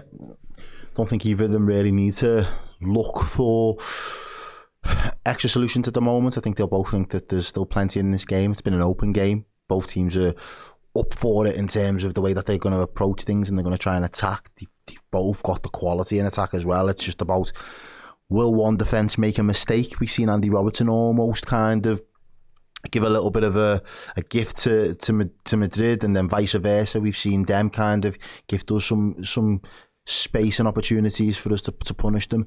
And like I said, I keep going back to it. It's about it. You know, can Liverpool be clinical enough? Because it is a hard task. You can pepper this goal, you can pepper this goalie, and he will stand firm more often than not. You've, as you said, sometimes suggested, you know, you've got to find maybe a scruffy goal or a little bit of a deflection. Just get a bit of good fortune, hopefully, to at least open the scoring, and then obviously the game takes a completely different complexion. You look at it and think, well, how do we manage the game? Because you expect Madrid to then turn up the heat, turn up the pressure, and then obviously that will open up more opportunities. There'll be more space for this side to try and capitalise on. Liverpool have got to play smart in the second half, but I definitely, from what I've seen so far, everything just points to Liverpool just finding a little bit of an edge. And at this moment in time, I don't necessarily think we need to look to the bench to be able to do that. So, yeah, I'm quite happy with the way things are at the minute. But if Liverpool start the second half in the way that we started the first half, I think we may just be putting ourselves in the driving seat for this game. I've got a super chat from Jeffrey who says, I just want to hear Anfield, but the US broadcast must be being paid by their king. It sounds like from what we can hear on the game. But yeah, maybe the broadcast over in America, yeah. Are they... So I think someone just said in the chat there, there's a potential that the ball might have hit his leg on the way to his arm as well. Someone in the chat just said I didn't see that again. I haven't seen that. I'm just checking. Huijsen is going to come out. I was thinking maybe he could have brought on a Raul Asensio to play centre half, but no, he's going to trust that. Daniel with the member chat says, could someone please explain the pen? It was clearly in the box and it clearly hits his hand in an unnatural position. I don't know if it was given because that arm was tucked in or because it maybe slightly deflected off his leg. It's hard because we can't have the commentary so much, so I couldn't see. I don't think it was a penalty. Errol does, so it's one of those. It can go kind of either way for you. But listen, it didn't go Liverpool's way in the end. Fingers crossed that they can maybe get another one in the second half. As the players come out for the second half and things are about to get back underway, we've got 45 minutes. But this is more like the Liverpool. I mean, we can sit here and they play well. You know, we've been critical of this side over the last couple of weeks, as you all well know. It's well documented, but you've got to give the lads credit because not an easy task, not an easy week of football fixtures for Liverpool Football Club, and the lads have so far, as I keep touching it, keep trying to caveat it and all the rest of it, but touch wood, up until now, the way that they've performed like they've got the bit between their teeth and they look very much up for the battle, the duels, the individual battles across the pitch. To a man, you can't really fault the application. What's mad is that it is mad that it ends with a drop ball. Like, it should have been our corner, but the rules are once the VAR overturn, you just do a drop ball. Yeah. So in one of those crazy quirks of the rules. Anyway, Real Madrid will be attacking the Kop in this second half, having turned Liverpool round, of course. They are going to kick off as well with Kylian Mbappe doing that. Oh, no, didn't do it. No, he does. There we go. Game straight to Courtois as well. Courtois is going to send it into that pocket of space. Left hand side. Big header for Conor Bradley, wins it. Can Liverpool too easy. Yeah, Camavinga pick up the second ball though, and Madrid have it back. And his starting position's back in midfield. Interesting enough, that might be the tweak that Alonso tries to identify, just to try and win a little bit more of that midfield. As it stands, battle. Camavinga and Tchouaméni in the midfield, where Angule's gone out to the flanks, this right hand side for them. As Conor Bradley wins it again. Oh, Bellingham just dispossesses him now. Throw in for Liverpool. Take your time. Take your time. Don't need to rush it. Don't rush. Slow touch. Someone said what the result of the poll was. I can't see the poll. I don't know. I'll see if Joe can figure it out. Did he saw it? Anyway, though, Liverpool got some defenders. There was Vinicius Jr. sprinting down the left, gets tackled by a combination of Bradley and Szoboszlai. Brilliant by Sobo and by Bradley, who just leaves him on the floor and finds Ryan Gravenberch. He leaves it for Mohamed Salah, and Liverpool can build again. With Alexis McAllister. Yeah, space there. Well, it might be easy to identify. This ref again, get out the fucking way. Oh, that's a nice turn by Ekitike. Spins, finds Gravenberch. He finds Salah. Now Robbo and Wirtz are on near side. It might be a little bit easier to identify crosses the back two of post. Here is Robertson. No, he leaves it. It's going to be a corner for Liverpool. Headed away. Goulet, to be fair, tracked Robertson all the way back. And Liverpool have a corner. Robbo thought about maybe trying to take that under control, but decided he'd rather have the corner kick.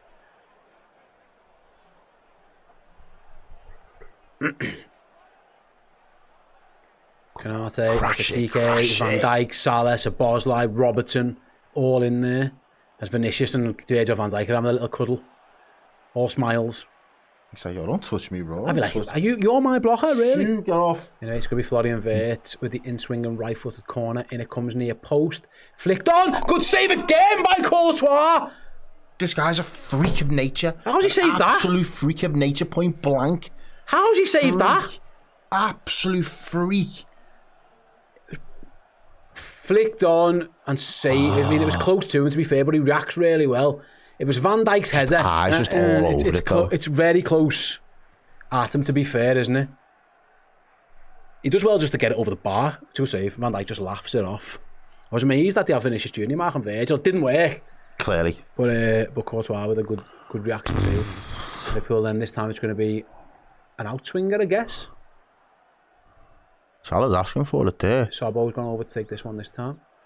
Szoboszlai then outswinger. Header that goal by Ekitike. He saved it again. He's done it again. Another save.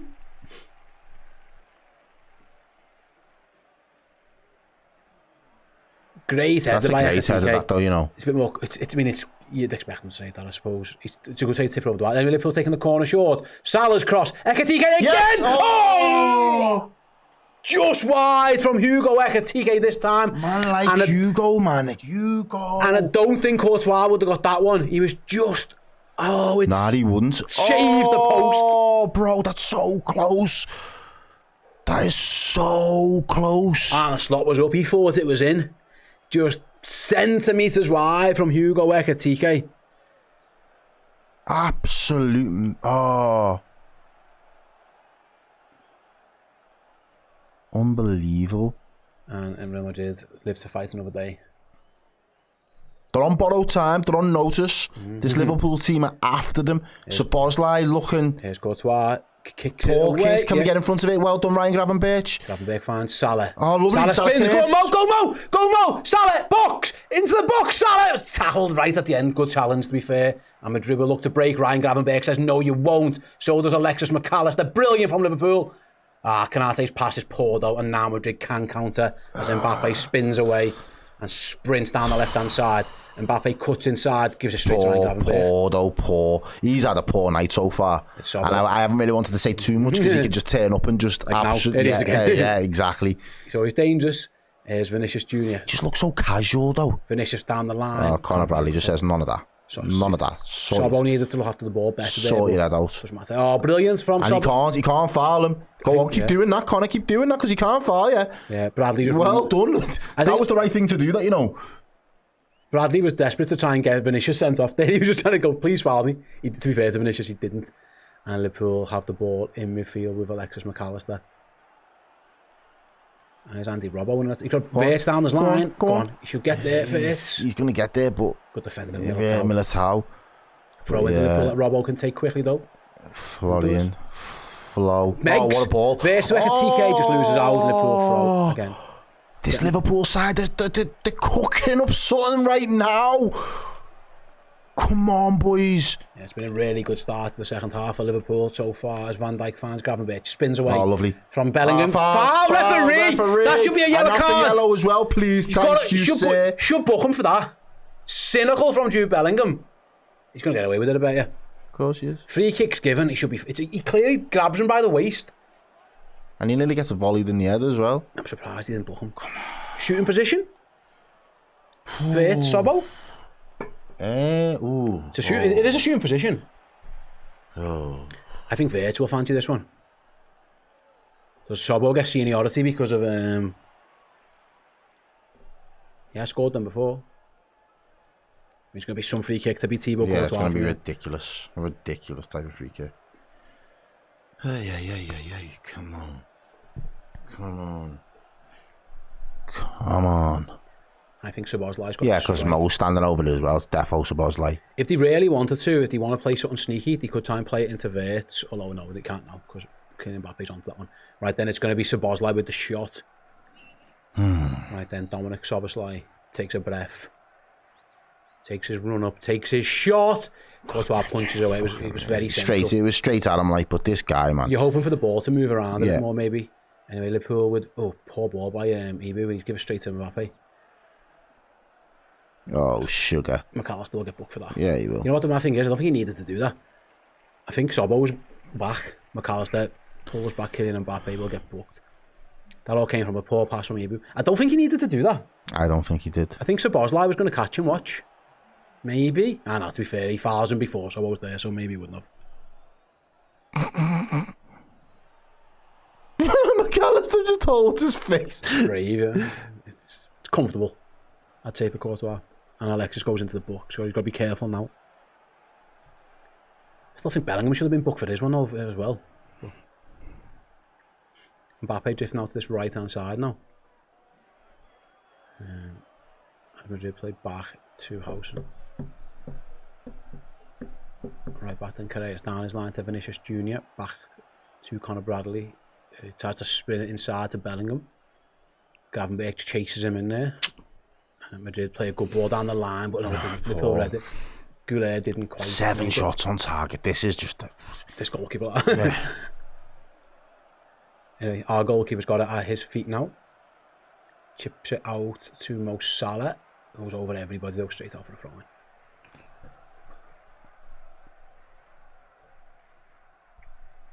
Throw-in. Still a tense game. Everybody's on tender hooks, waiting for that opening goal. Who's going to blink first? Yeah, it's literally what it comes down to. I think we're the better team, but obviously their quality players can always shine through. As they're trying to do just now, but I think Liverpool have won that back. Throw in to Liverpool. Yeah, and Conor Bradley gives it back to Ibu. One thing I will give credit to Xabi Alonso for, though, he still got them playing like a team. They don't feel like a bag of individuals. Brilliant. McAllister with a good pass to Bradley. Head up, just go. Finds Mo Salah. Salah cuts inside. Nice ball into Alexis. One more, Mo. Okay. No. Robbo was on, but he chooses to go to Gravenberch instead. Gravenberch breaks it through the line. Like a TK. Sobbo's come on. Wiped out. He's webbed. He's been webbed from behind again. That's another bad tackle. Some of their tackling tonight's been absolutely atrocious. This guy shouldn't even be on the pitch. Sure, man. He just wipes out Dom Sobbo. Is that not a yellow card, Errol? Of course it is. That's a bad one. Doesn't get nowhere near the ball. I'm amazed he hasn't booked him for that. Two takes it twice. Yeah, it takes 2 bites at him. This time it's a free kick. It's more of a Liverpool's right, so it's going to be a cross, I would guess, from Sobbo from here. I don't think he'd shoot from here, would he? Do you think? Surely he's crossing this. Courtois lining his wall up just in case. I'm fair to put this guy in goal. Yeah, I think Sobbo's looking. What's he thinking? Shot or cross? Let's find out. I mean, you could hit it from there, though, you know. But again, it's got to be taking some effort to be Courtois, but you could. Let's find out. Sobbo goes back for the post, looking for Canate. That goes over everyone, though. Don't foul, no fouls. And Madrid can clear. Wasn't a good baller. Right then, loose ball in the middle of the pitch. A chance for Vinicius. No, he wasn't offside. You've got to get yourself back in. Sobbo's back over there in the right back position, as is Conor Bradley. Liverpool needs to be careful because Madrid have got men coming forward. Liverpool need to get They're just drifting, I know. Get men back. Let's get people, bodies behind the ball. Get into some semblance of shape. Yeah, Liverpool have done that because Madrid slowed that down quite a bit. Yeah, they just didn't look comfortable just going all out attack there, Madrid. You have to consider some of their options. Valverde plays the ball out to Jude Bellingham. Tchouameni, Bellingham moves it. Militao. Militao over to Valverde. Yeah, they're just knocking it around Madrid now, trying to maybe just take the sting out of Liverpool a little bit. As Camavinga plays a poor ball, that Salah cuts out. Can we Great counter? touch as well. It was a really good touch by Mo Salah and plays in Sobo, and he goes back to grab. Take it down, go. Okay. Surprised Gravenberch Hughes, he drives with that, he slowed that right down. Salah's touch then was exceptional with that to cut out that interception. And here's Conor Bradley, who's had a really strong 56 minutes so far. Mainly defensively though, we haven't seen too much in attack. Don't mind that though when you're up against Vinicius Jr. Yeah, that's do your job. Right, then other side then, Andy Robertson. Back inside to Alexis. Liverpool turns to be patient maybe. As Wirtz drifts away from his marker and finds Hugo. Get up front. Liverpool's turn to the time, pop it off a little bit. Ekatike then, man on. 3 men, he's got a hard job there to battle through 3. Yeah, he was freed by Wirtz, but he had too many men on to try. He had to try and run through all of them and couldn't. And Mbappe just... And he's alright. Mbappe goes down holding his face. Is Van Dijk on a yellow? No. It's not much of a foul, that is it really? Jumps into him. Yeah. The mad thing was, Mbappe had lost the ball anyway. His touch was a poor one. He does get caught, maybe. He just gets caught with the... Bit of a trailing arm from Virgil. Ball-minded either. You can't come round here and think that you're just going to run through us. Right then, 57 minutes gone at Anfield. And here's Vinicius Jr. Well tracked there, Conor. Yeah, Conor Bradley tracked the run back and we go back to the halfway line. Where Camavinga's poor touch gives it to Florian Wirtz. And he's away from him. Come on. Wirtz is running at going Valverde. Towards that left-hand side. Tried to find Sobo, just couldn't quite. He tried to hold that up as long as he could to wait for support. Just didn't quite work out. Wow, that was a good pass by Madrid. And Vinicius plays it long. Outside of the boot. Kanate's going to go all the way with Jude Bellingham. Can we keep it in? No, but it is going to be a Real Madrid throw-in. Nearly an hour played. Stevie G. Richard Hughes is that as well. Hughes and then Kenny Dalglish. Kenny and Paul Dalglish. Must be his lad in the mix. Paul Dalglish of this parish now, every other week. I know. Pressing matters with Paul Dalglish. Anyway, here's Real Madrid down the right hand side. Goulet up against. Is that Alexis who's come over? Ball inside on the edge of the box to Kylian Mbappe. Lays it off. I'm surprised he never turned, but Madrid have kept hold of it. Carres right hand side into the box. Kill still going. Drags a poor shot across goal. I mean, of all the goal threats, you wouldn't have expected it to be him. And in the end, this shot kind of reflects that really. But it was good skill though, Errol. He danced through Liverpool's defence a bit there. He did. He was scared to tackle him, weren't he? Went on a little mazy run. You don't really know what he's going to do, do you? He's running at you. Anyway, goal kick to the Reds. Yeah. I've enjoyed this. You? Yeah, been a good game. As Van Dijk just kicks it long from the goal kick. Liverpool win the second ball off the Housen's head. Well done, yeah, we do. Well done. Wirtz has done a lot of that. Conor Bradley then can't go back to his goalie. Brilliant. He's just been picking people's pockets, hasn't he? All game. Spin. Good play by Liverpool. Ekatike running lovely at the defence. He's got men over. Can he find a pass or a shot? What's he going to do? He goes to Mo Salah. Salah switches. Militao clears at the near post. Very acrobatic, but he gets the job done. I think the Ekatike pass needed to go the other way, mate. He had 2 men. I don't think he needed to go to Salah, but he did. But Liverpool have won it back anyway. Yeah, it was. Well, Virgil was screaming for that. There's a Gravenberch on him. Hey! Fucking hell! Off! You're done! That's the end of your dance! That's Jude Bellingham, he should be gone! Bellingham with a horrendous tackle on Gravenberch. What are we doing, ref? He's been booked, he should have already been on a yellow. That's what I'm saying, he should be gone. That's a dreadful tackle. Honestly, these right. These men are just fucks. You're lucky if you're Ryan Gravenberch that your ankle's not been snapped there. He's just come back from a scissors right into his ankle. Disgraceful. He should have been booked before, and now he does that. He's very, very lucky, Jude Bellingham. That's a cynical. Bro. He's rightly booked for that one, but he should have already been booked earlier. He should be gone. Oh, come on, third time's a charm. You've had a few of these chances now. Third time is a charm. Anyway, this ref's an absolute blur, by the way. That's a clear book, and he should have already been on one. But that's what I'm saying. Yeah. But we are where we are. Anyway, Sobo's got another chance to get a good crossing. Can he deliver? And it comes. Yes!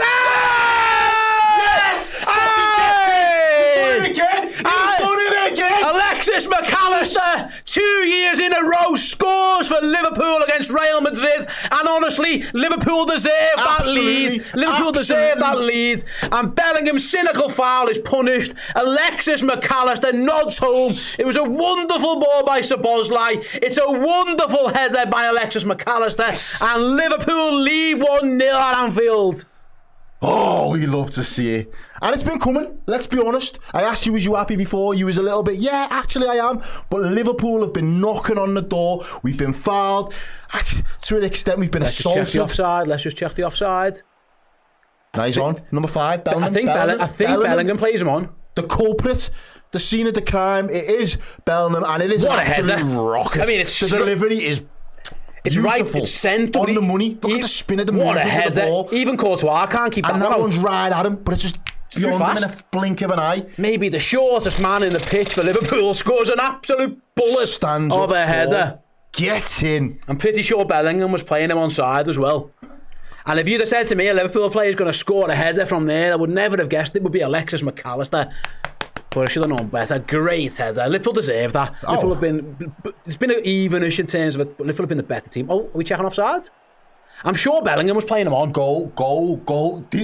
I swear, you know. Rule it off, ref. Rule it off, I dare you. You won't make it out of Liverpool. I promise. You rule this out. I promise you are not making it out of Liverpool. I don't live too far from the airport. Let's see. Trust me. Let's see. Surely Bellingham's playing him on. It looks like Bellingham's playing, and even so, even Camavinga, that isn't offside for me. Goal given, goal given. Yeah, the ref knows. Alexis the drill. McAllister. Yeah. You know the drill, referee. Shit. Come on, double celebrations. Get to celebrate again, and Liverpool leads. But yeah, look at that. Anfield erupts again. You get 2 celebrations for the price of 1, and Liverpool deservedly, I'd say, had a lead 1-0 at Anfield. Oh, absolutely. I'd agree with you 100%. Liverpool have been knocking on the door, mate. Really have. It's been excellent. They were good first half. They've been excellent second half. Szoboszlai's set piece was delicious. And this is what I was saying before. And to be fair, right, that one was straight at Courtois. He got beat for power because he's a big fella. Yeah. And it went right through his hands over his head almost. I'd have actually expected him to save that one maybe, but no. Not in terms of the direction, but the power. Yeah, but the power was. And that all comes from Szoboszlai's cross. It was unbelievable. McAllister just directed it. Anyway, Liverpool. And this is what I was saying about now. Wirtz has gone down the middle of the pitch. But he got hit in the face, but Mbappe's going to carry on. And this is what I was saying to you before. It's about game management now. And do Madrid still try to play like a team, or is it a bag of individuals that just want to try and turn it around? Liverpool got a man down. Yeah, and it's a head injury. So actually, ref, stop that. Florian Wirtz took a bit of a whack in the face from Kylian Mbappe. And he's down, holding his face. The ref should have stopped the game a long time ago.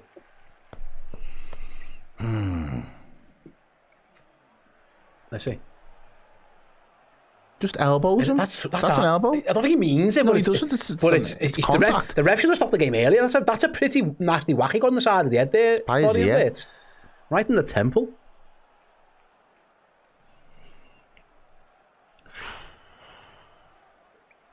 I'm glad it was Bellingham who played him on side, by the way, because his foul was disgusting.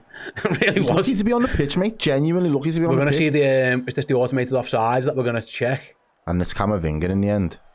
He was onside. You could tell he was onside. Yeah, it's fine. I think Bellingham, if not Camavinga, I think Bellingham was also playing him on. The delivery from Szoboszlai has all the pace on it. Alexis has to just guard it. But to be fair, he gets a lot of connection. The speed that it goes past Thibaut Courtois, absolutely rocket. And Alexis McAllister getting back to his best. Macca at his best. Liverpool are just pairing when they do. Innit? Yeah, twice in 2 years we've seen Alexis McAllister. I mean, last year's goal... I rate Jude outside of Real Madrid. He's a good player, mate. He's a great player. But he got away with it. Yeah, you're the op today. You are proper op settings, man. You're on an op block. I'd say McAllister's goal last year was a bit scruffy. There was nothing scruffy about that. That was as pure a connection as you're going to get, really. Penny for your thoughts. A penny for your thoughts. Yeah, because you... Yeah, he ain't coming on the pitch tonight. I'd be shocked. Yeah, the cop is rocking so far, and rightly so. But some defending to do for Real Madrid. And now we've got to defend the cop as well. That ball ain't getting over the line. Trust me. Right then, here's Real Madrid. Halfway line, Militao. Knock, lad, go on. I'll bring that up in a minute, because here come Madrid on the attack with Camavinga. Alexis doesn't dive in. He knows he's on a yellow, which is clever. But Madrid, ball back out to Camavinga. Wirtz is going to have to go over and help Alexis out here, I think. He does, but that leaves a bit of space for the cross from Kylian Mbappe.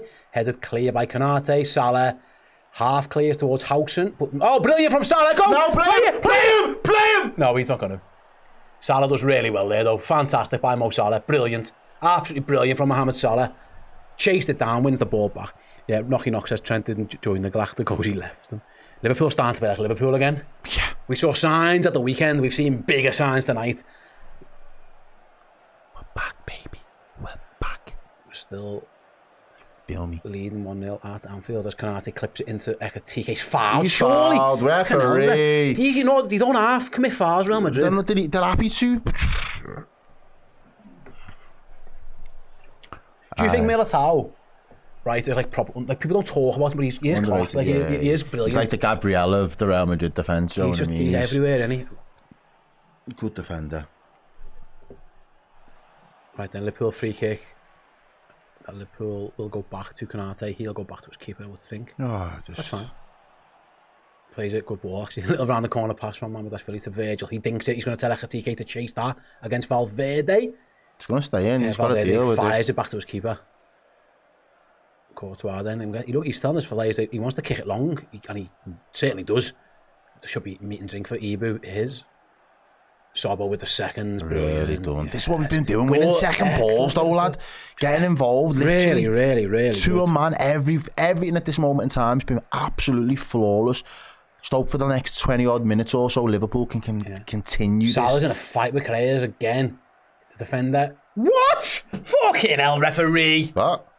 Pardon? Beg your pardon, say what? He said Salah fouled him. No. Beg your pardon, say what? Didn't look like that to me. They're going to send on... Hendrick, is that? Rodrigo. Sorry, yeah, Rodrigo. Dang. Might be for Gillere, I think, maybe. And have Rodrigo against Robbo.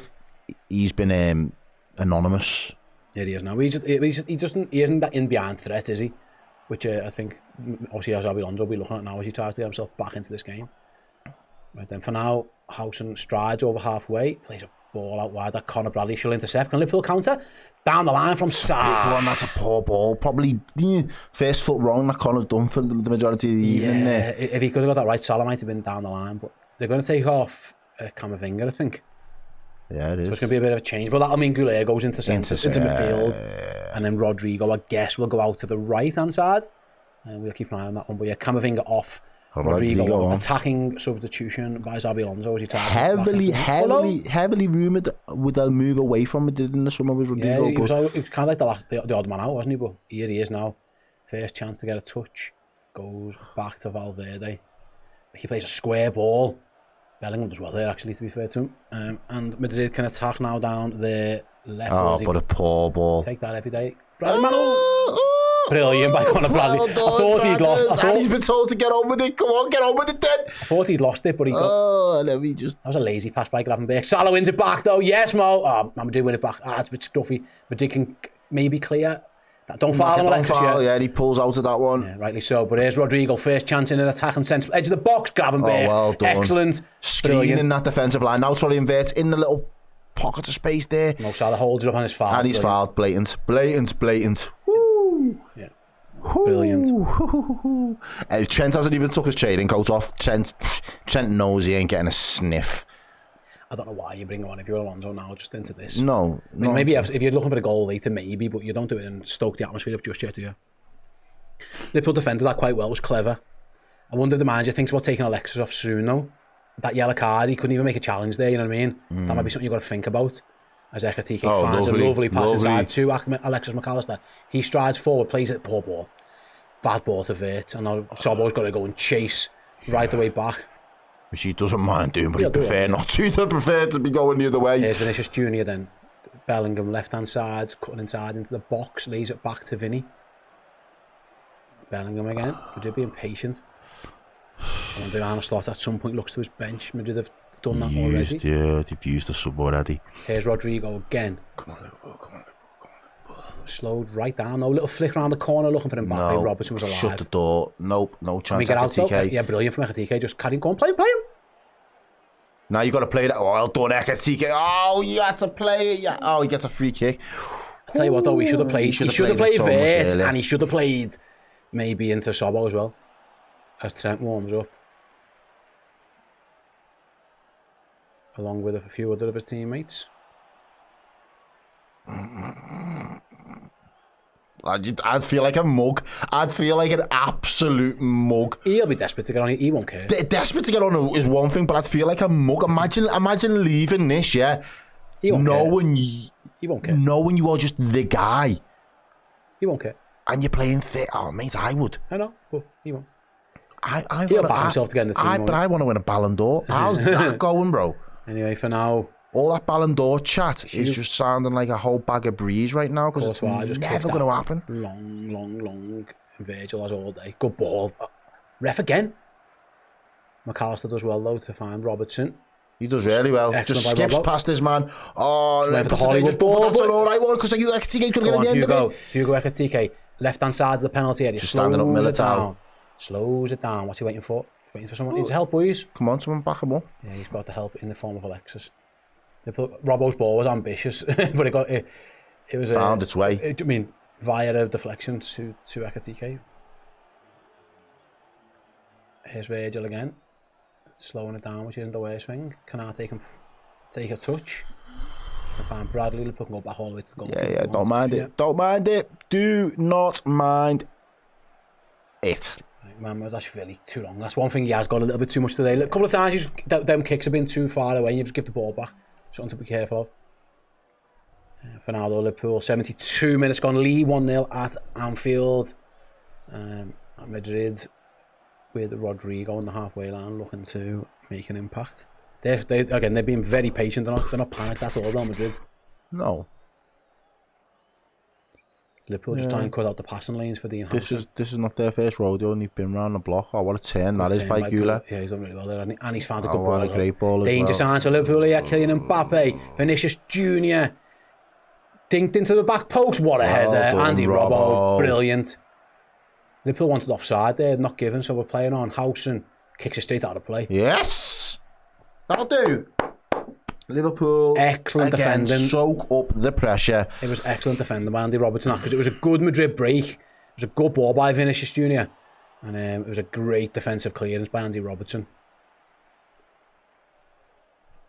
As Andy Robbo's song rings around Anfield. Oh, Sobbo doesn't quite make that one work, and Real Madrid have to throw in now. Bum bum. Can I get another song on, please? I feel like I need to. Well, the Copper singing Andy Robbo, so maybe we can. Okay, I'm down for that. And there's William Wirtz again, battling away. He's so unlucky. Just didn't get the bounce of the green. Yeah. He pressed Valverde into mistake, and Valverde got lucky. Right then, Dean Housen again plays it down the line, and Mbappe left hand side cuts inside past Canate, but runs straight into Sobbo, turns away from him. No, but where's he going? Switch of play out towards Rodrigo. Forces Rodrigo back, but he's maintained possession. And now he can maybe have a little. I thought he might have a little sprint, but he didn't. Madrid pace. Yeah, they're happy to go backwards and sideways, looking for these little gaps. 74 minutes. Housen again on the ball. All of the Madrid players now are in Liverpool's half. Danger signs for Liverpool with Vinicius Jr. into the box, edge of the box to Mbappe, takes a touch, takes a shot. Well done, that's a great block. Because he just ghosted past him. Liverpool just need to be a bit careful that they don't just get camped here. Because Madrid are clearly going to go down that left hand side. Here they go again with Creyers. Finds Vinicius again. He's going to drive it to the edge of the box to Bellingham! Wide! No, it was Mbappe. Pardon me, it was Mbappe. Tough chance, but I thought for a second when I saw it fly into the other corner, it might have been, and he's disappointed with himself, Kylian Mbappe. Let's see. Why have they still got the World Cup badge on their finger? I don't know. Was it the Super Cup badge? No idea. Maybe that, yeah. Let's see. No, it's always spinning away. It's fading away. It's fading away. Yeah, it curled around. I must admit, when he first left his boot, first of all, I thought it was Bellingham, and second of all, I thought it was in. Neither were true. It was Mbappe, and it went wide. Liverpool need to be careful here that they don't get just camped on the edge of the box, man. There needs to be an out ball and an out way of getting out a little bit. Need a little bit of respite. Yeah, maybe. Here's Alexis then. Bouncing ball is won by Madrid. Liverpool. Come on, boys. Losing a couple of duels here. Second balls. Yeah. Wonder if manager thinks of maybe getting some fresh legs on. Wirtz will try and press Valverde and does well. Yeah, Arne Slot gives him a big clap as the ball goes out for a Madrid throw-in. Liverpool are about to bring on Curtis Jones. I don't mind it. I don't mind it. I was about to say, right? I was thinking we need fresh legs. It's in the last few minutes. It's just started to look a little bit tight. I think McAllister might be one given the yellow card. Maybe does he bring Wirtz off a Gakpo or does he take a four? Maybe I don't know. Wirtz's energy levels have been excellent, but we'll find out. For now, though. And that'll do us again. That'll do us again. And can strike that'll forward. do us again. Go on, Robbo plays a ball. That'll do us. Pass. Oh, good defending. Oh, it's brilliant defending, but that'll do us. More of that. Let's stretch them. Send them on the back foot. That was absolutely brilliant. Andy Robertson, division, brilliant. Tries to find Salah. It was really of course he was onside. It was really well worked. Good defending. Brilliant defending. Good defending. Division, man, division. Let's just stay up here for a few minutes. He's had a good game. What is that? What badge? Can somebody tell me what badge they've got? Oh yeah, Kieran, 100%. We should be singing a Scouser in our team as soon as Curtis Jones touches a pitch. 100%. Madrid can wear it for a while, can't they? Because they won the old Club World Cup. So it is the Club World Cup then, it is, yeah. Right then, they're proper PR merchants, them. They just absolutely love anything, don't they? Robbo gives it away there. Madrid can counter first, doesn't let them, although the ball is still played out. Be careful here, boys. Yeah. Thank goodness that's overhit it, thank goodness. Conor Bradley might have been in a bit of bother there at the ball knocked gone out. And we're bringing in the reinforcements. The Scouser in our team. Curtis Jones. And the Flying Dutchman. We're waiting. Right then, board goes up. Substitute number 1, Alexis for Jones. Makes sense. Liverpool's goal scorer goes off. Stand up. Whew. Big up Curtis Jones, yeah. Took the slot there tactically. Argentina, McAllister. Liverpool's goal scorer goes off. I think that's a good decision on the yellow card.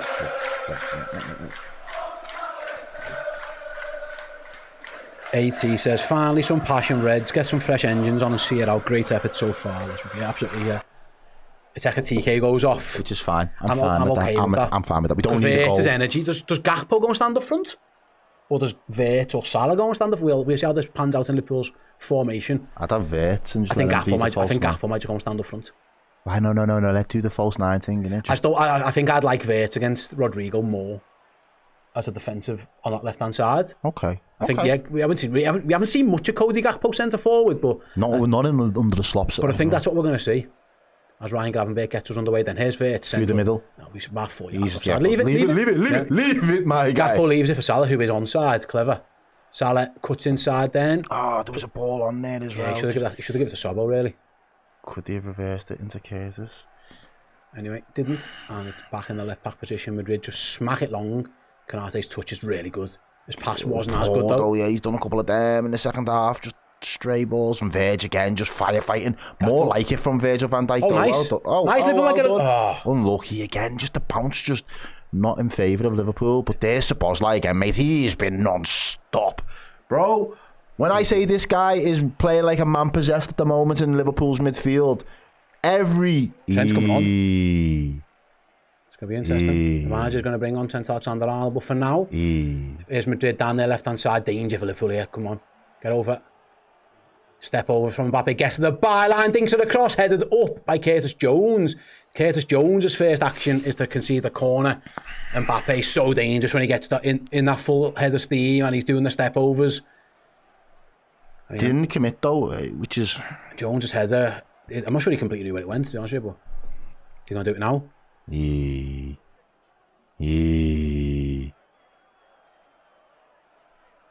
Right then, corner kick first out to Real Madrid. Left footed corner, deep into the Liverpool box. Headed away by Gravenberch, only as far as Rodrigo. He plays it back to Valverde. He thinks it back over. I mean, it's a rubbish baller. And we've got Ryan Gravenberch and Conor Bradley between them. Conceded. Oh, lad, get up. The amount of time these men have just been throwing themselves about. Yeah, he's getting booed. Yeah, well, I'm not surprised. Yeah, he's right. Ain't no love loss. Get some lizards and some rats in the chat, people. If there's ever a time where I'll accept it, it is now. Get your rats in the chat. It's Goulet who's going off. So Trent going to play midfield? Or are they going to move Valverde into midfield? Yeah, probably. Right then, Alexander-Arnold on at Anfield in a Madrid kit. As Mario kisses his Super Mario. Go on, Mario, lad. Let it remind him. Yes, the rats are in the chat. My people. Nearly 4,000 of yous. Let it be known. Right then.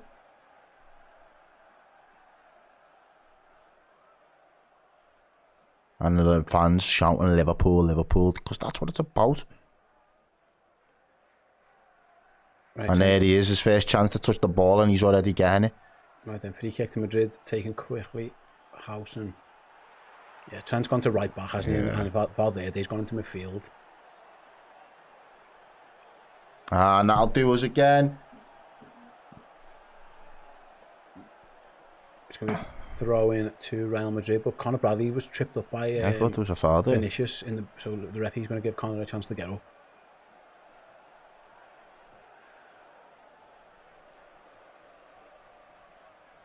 Steve Gerrard's name's getting sung as well.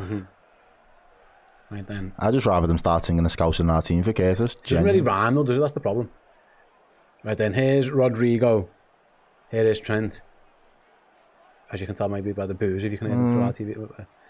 Anyway, Madrid left-hand side, and they switched it over there to Vinicius Jr. Again, Conor Bradley. Someone track that run. Vinicius goes backwards to Housen. Madrid going backwards at the moment, not really going anywhere. Liverpool in a good shape.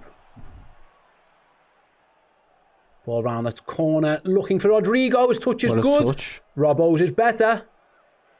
And the ref gives a goal kick. I'm surprised. Yeah, well, so am I, but... Take it. Take it. Take it and run. I hope none of them swap a shirt with them either, full time.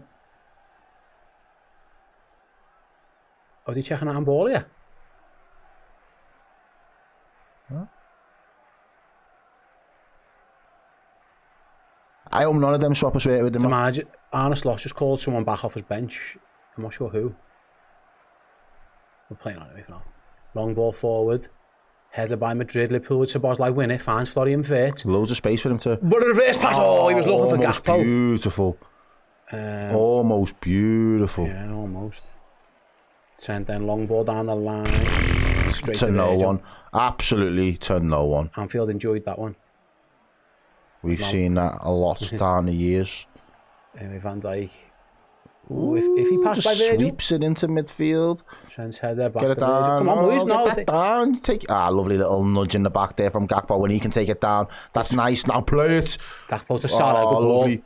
Go on, Mo. Go on, Mo. Go ahead, Salah lad. wins it. Go on, Mo. Sprinting towards the right corner flag. Have a go. Perez gets back though. Salah cuts inside. Go down. Have a go. Still go. Salah's shot is blocked. Have a go. Don't foul him.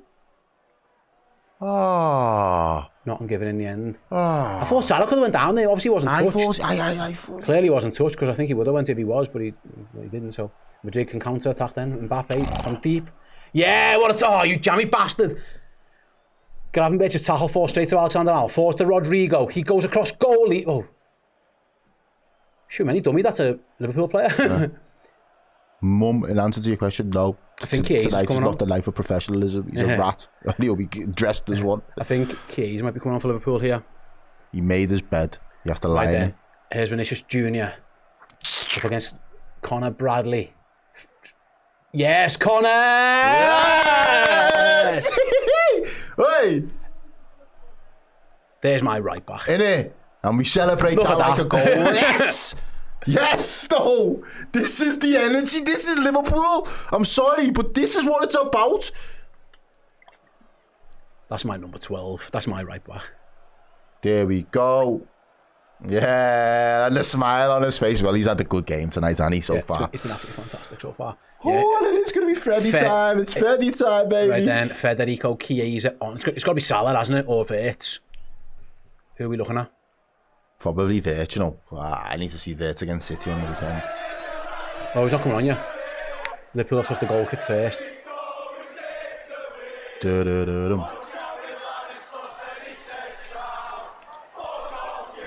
I'm a cop-out now. No, take him out. That's fine, he slipped. Camavinga slips, Liverpool have won it back with a slip. And Salah can have a little run of house and he's on a yellow card. Carrera's doing his best to get back. Salah's beat him now. Go on, do that. Salah into the box, needs help. Goes to the ball. Gakpo! Oh, what a save again! Days. Salah! Yes! Oh, what a block! You lie! Lord have mercy. How have Liverpool not put this game to bed? How have Liverpool not put it to bed, Steve? Let's see it. Let's have a little look what happened. So Salah does so well. He finds Gakpo, Toey, goes straight at the goal, to be fair. Salah thinks he's going to score. It's a good block again. Brilliant by Militao. I don't know what's happened, but Madrid have got the ball in our half now. Nervous. Yeah. Boo! Right then, Rodrigo cuts into the centre of the pitch off his flank. Someone needs to go at him, boys. Yes, Ibu, shut the door. Don't panic. Go on. Have a run. Curtis Jones, run at him. Curtis Jones carries it over halfway. Just keep going. Yeah, he's looking for the pass, but no one's there yet. Just take your time. Game management. Liverpool are going to bring 2 subs on here. They're going to bring Kirkes on as well. And Kirkes, don't mind it. I wouldn't have took Rob off. Unless he's a bit tired, maybe. Salah, lovely flick to Bradley. Liverpool throw in, that'll do. Waste a bit more time. Right then. We can be a little bit more cute with it now. Dark arts settings. I'd say off this one, Gakpo can't do a lot more with that. It's just that courtois. The block by Militao is fantastic, though. Hit him on the hip as well. No signs of handball there. His hands are well into his body. Andy Robertson getting a big, massive round of applause. My left back, that, right there. Robbo. Proper settings. And Florian Wirtz. Yeah, I told you, take Wirtz and save him for the weekend. 3 minutes. save him for the weekend, God. I think it's just a legs thing. Yeah, he's will run. Wirtz has ran his nuts off. Though, proper. Wirtz has been good today. Proper jobby, that. That's a proper jobby. He looks shattered as he goes off. I saw the Andy Robbo. Liverpool then 2 minutes to go bring on This is what I said before, when their man go home and rest their head in bed tonight, they know they didn't leave anything on the pitch. Yeah. This is the type of performance that illustrates that for me. Yeah. Oh, Curtis Jones just loose little bounce back. Kirkes wins it. Hey, referee! There's another one. Are you taking the... What? He's not got the foul. He just walked on the pitch. Are you mad? He was wiped out. I can't believe he doesn't give a foul. Oh, mate. Bad one from Shoemany, that. How's that not a free kick, Errol? Stands on his toe. Oh. Cage is down. It's not Cage, it's Kirkes. Sorry, Kirkes. Just seconds after coming on. This ref's a madman, you know. No, Liverpool could do without that. He's only just walked on the pitch. And now he's having to be stretched off. Are you taking... The ref's taking liberties there, you know.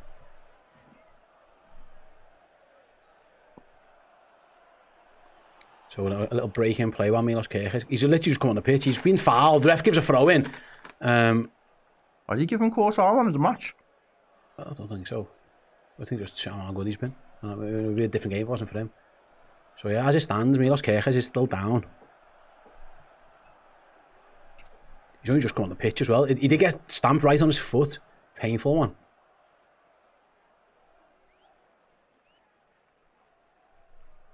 I don't think the ref was looking at that. Madrid then have brought on Brahim Diaz for captain Valverde. As we take over, it's 90 minutes. Kirkes is still down here. Yeah, I might feel the same there.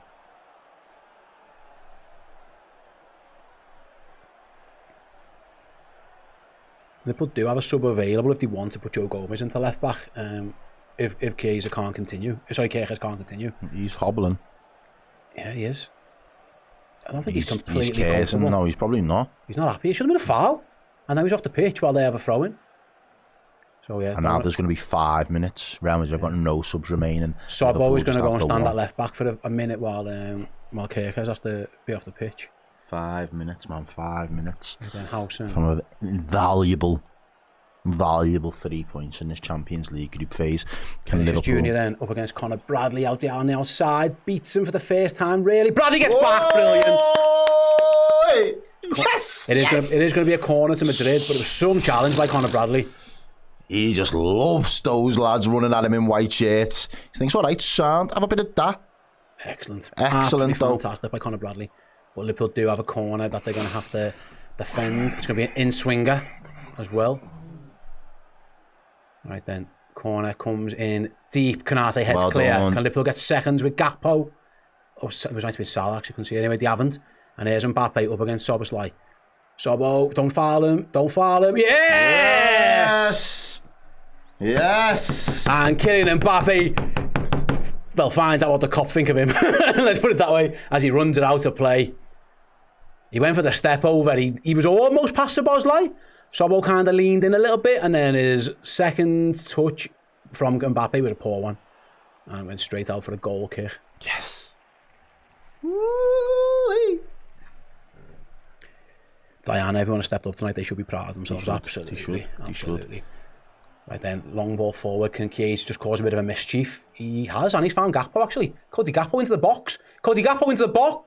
Back to the goalkeeper in the end by Alexander-Arnold. And Madrid can clear, but Van Dijk, he couldn't tuck that down. He didn't need to head that down there. Gravenberch, brilliant. Gakpo, brilliant. Yes, come on, Reds. No foul. That's fine. Stand on it. Right then, free kick to Madrid in their right back position. That Jude Bellingham kicks back to Thibaut Courtois. Asking for it to go long. Courtois decides to go to Huijsen. Right then, Housen on the ball. Madrid then with Diaz now. Mbappe. When Madrid are desperate now, they need to respond. They haven't really responded great to going down 1-0. Liverpool throw in. Madrid wanted it. Liverpool ball. Vinicius Junior now with the captain's armband on was asking for the throw in, but Conor Bradley wins it. You know United's not going good when he ends up being your captain. Look at Salah in there trying to win back. It might have been. Did it skim his shin? Yeah, I think it did. It was a close one, but Liverpool got the throw in, and Szoboszlai just kicks it as far up the pitch as he can. Housen under pressure just kicks it in the sky.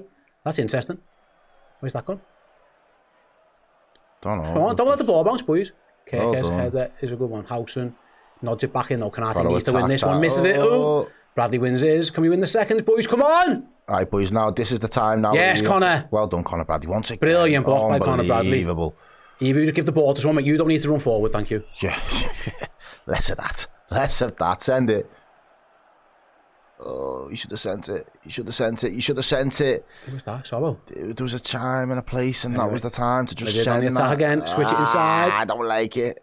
Chiesa cut out by Konate. Just get rid of it then. Deal with it. Oh, Konate. Deal with it, my guy. Brilliant. Go on. Keep going. Liverpool sprint forward. Gakpo. He's got Chiesa in the middle. Chiesa. Oh, Courtois comes out and clears.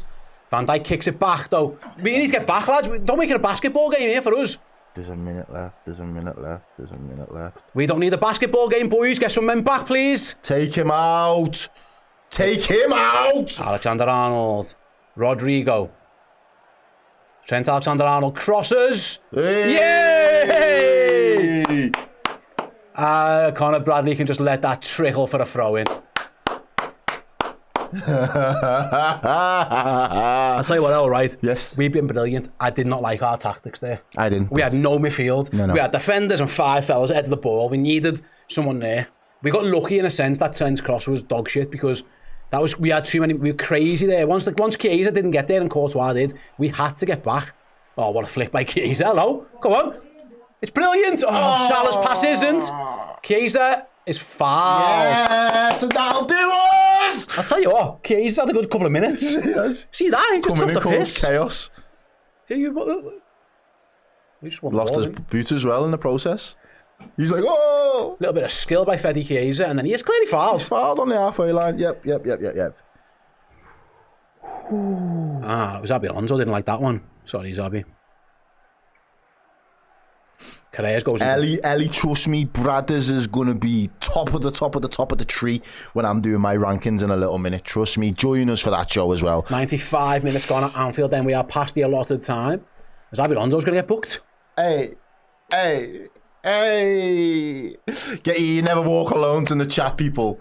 Get them in the chat. Up the Reds. Come on, you Reds. What a night of Champions League footy.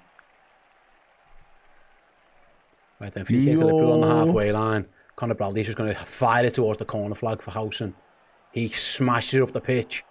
And the full-time whistle goes at Anfield, and it's Liverpool 1, Real Madrid 0. Yeah, Liverpool beat the Real Madrid once again, second time in 2 years. This time it's Alexis McAllister with the only goal of the game. Liverpool were brilliant, absolutely fantastic. Baby, Honestly, if not for Thibaut Courtois, it could have been 3-4, 5-0. He is such a good goalkeeper, but even he couldn't keep out Alexis McAllister's header. While we have a little think, we're going to be speaking about our man of the match very shortly. Just to let you know before we do, keep an eye out on the channel live from Anfield. You'll have videos, reaction from Paul, from Chris, and from Chloe. They are all at the stadium. They'll all give you their thoughts on what that was like to experience at the ground. Me and Errol will be over on redmenplus.com with the player ranking show. I reckon there's going to be loads of guys in the boss category. There's never been a better time to come and join us over on Red Men Plus. There's big things coming down the line on there as well. But for now, you'll get to watch the player ranking show if you come over to redmenplus.com. Before we leave, it's time to name our baby man of the match. What I would say, go on. There are so many candidates. Of course there is. I want, like, all of them. Robertson, Konate, Bradley, Soboslai, Gravenberch, McAllister, the match winner. You've got Wirtz, was magnificent. You know, in and out, Salah as well. There was moments there, but if it was me nominating it, I would give it to Conor Bradley. Okay. Do you know what? I thought he was brilliant. I like it. I thought Sobo a little bit more, but I do like it. I thought Sobo was excellent. Listen, if anyone says Sobo, I would absolutely accept it. In the chat, let's see, Mick, Bradley. There's loads of Conor Bradleys, couple of Ebu shouts, couple of Wirtz, absolutely agree. Robbo, fantastic. Well. But for me, I would choose Conor Bradley. Would you go? I'm happy to go. There you go. Then .co.uk man of the match is the best right back wearing number 12 on the pitch today, and it wasn't even close. If you're looking for Vinicius Jr., you'll find him in Conor Bradley's back pocket. He was absolutely sensational tonight, and he is our man of the match. He was brilliant. In terms of Oosh, by the way, thank you very much for sponsoring us for the entire season. If you guys want to get yourselves involved in a competition that will see you potentially at Liverpool versus Sunderland, click the link below and get into that competition, and yet you could be at that game in the hospitality suite later down this year, and what a fantastic prize that is indeed. Yes, thank you so much, everyone. Thanks, Errol. That was enjoyable, mate. Bro, back to winning ways on the Watching. 2 from 2. Liverpool might be back. Just whisper it quietly. We're back, baby. We might be back. See you all soon.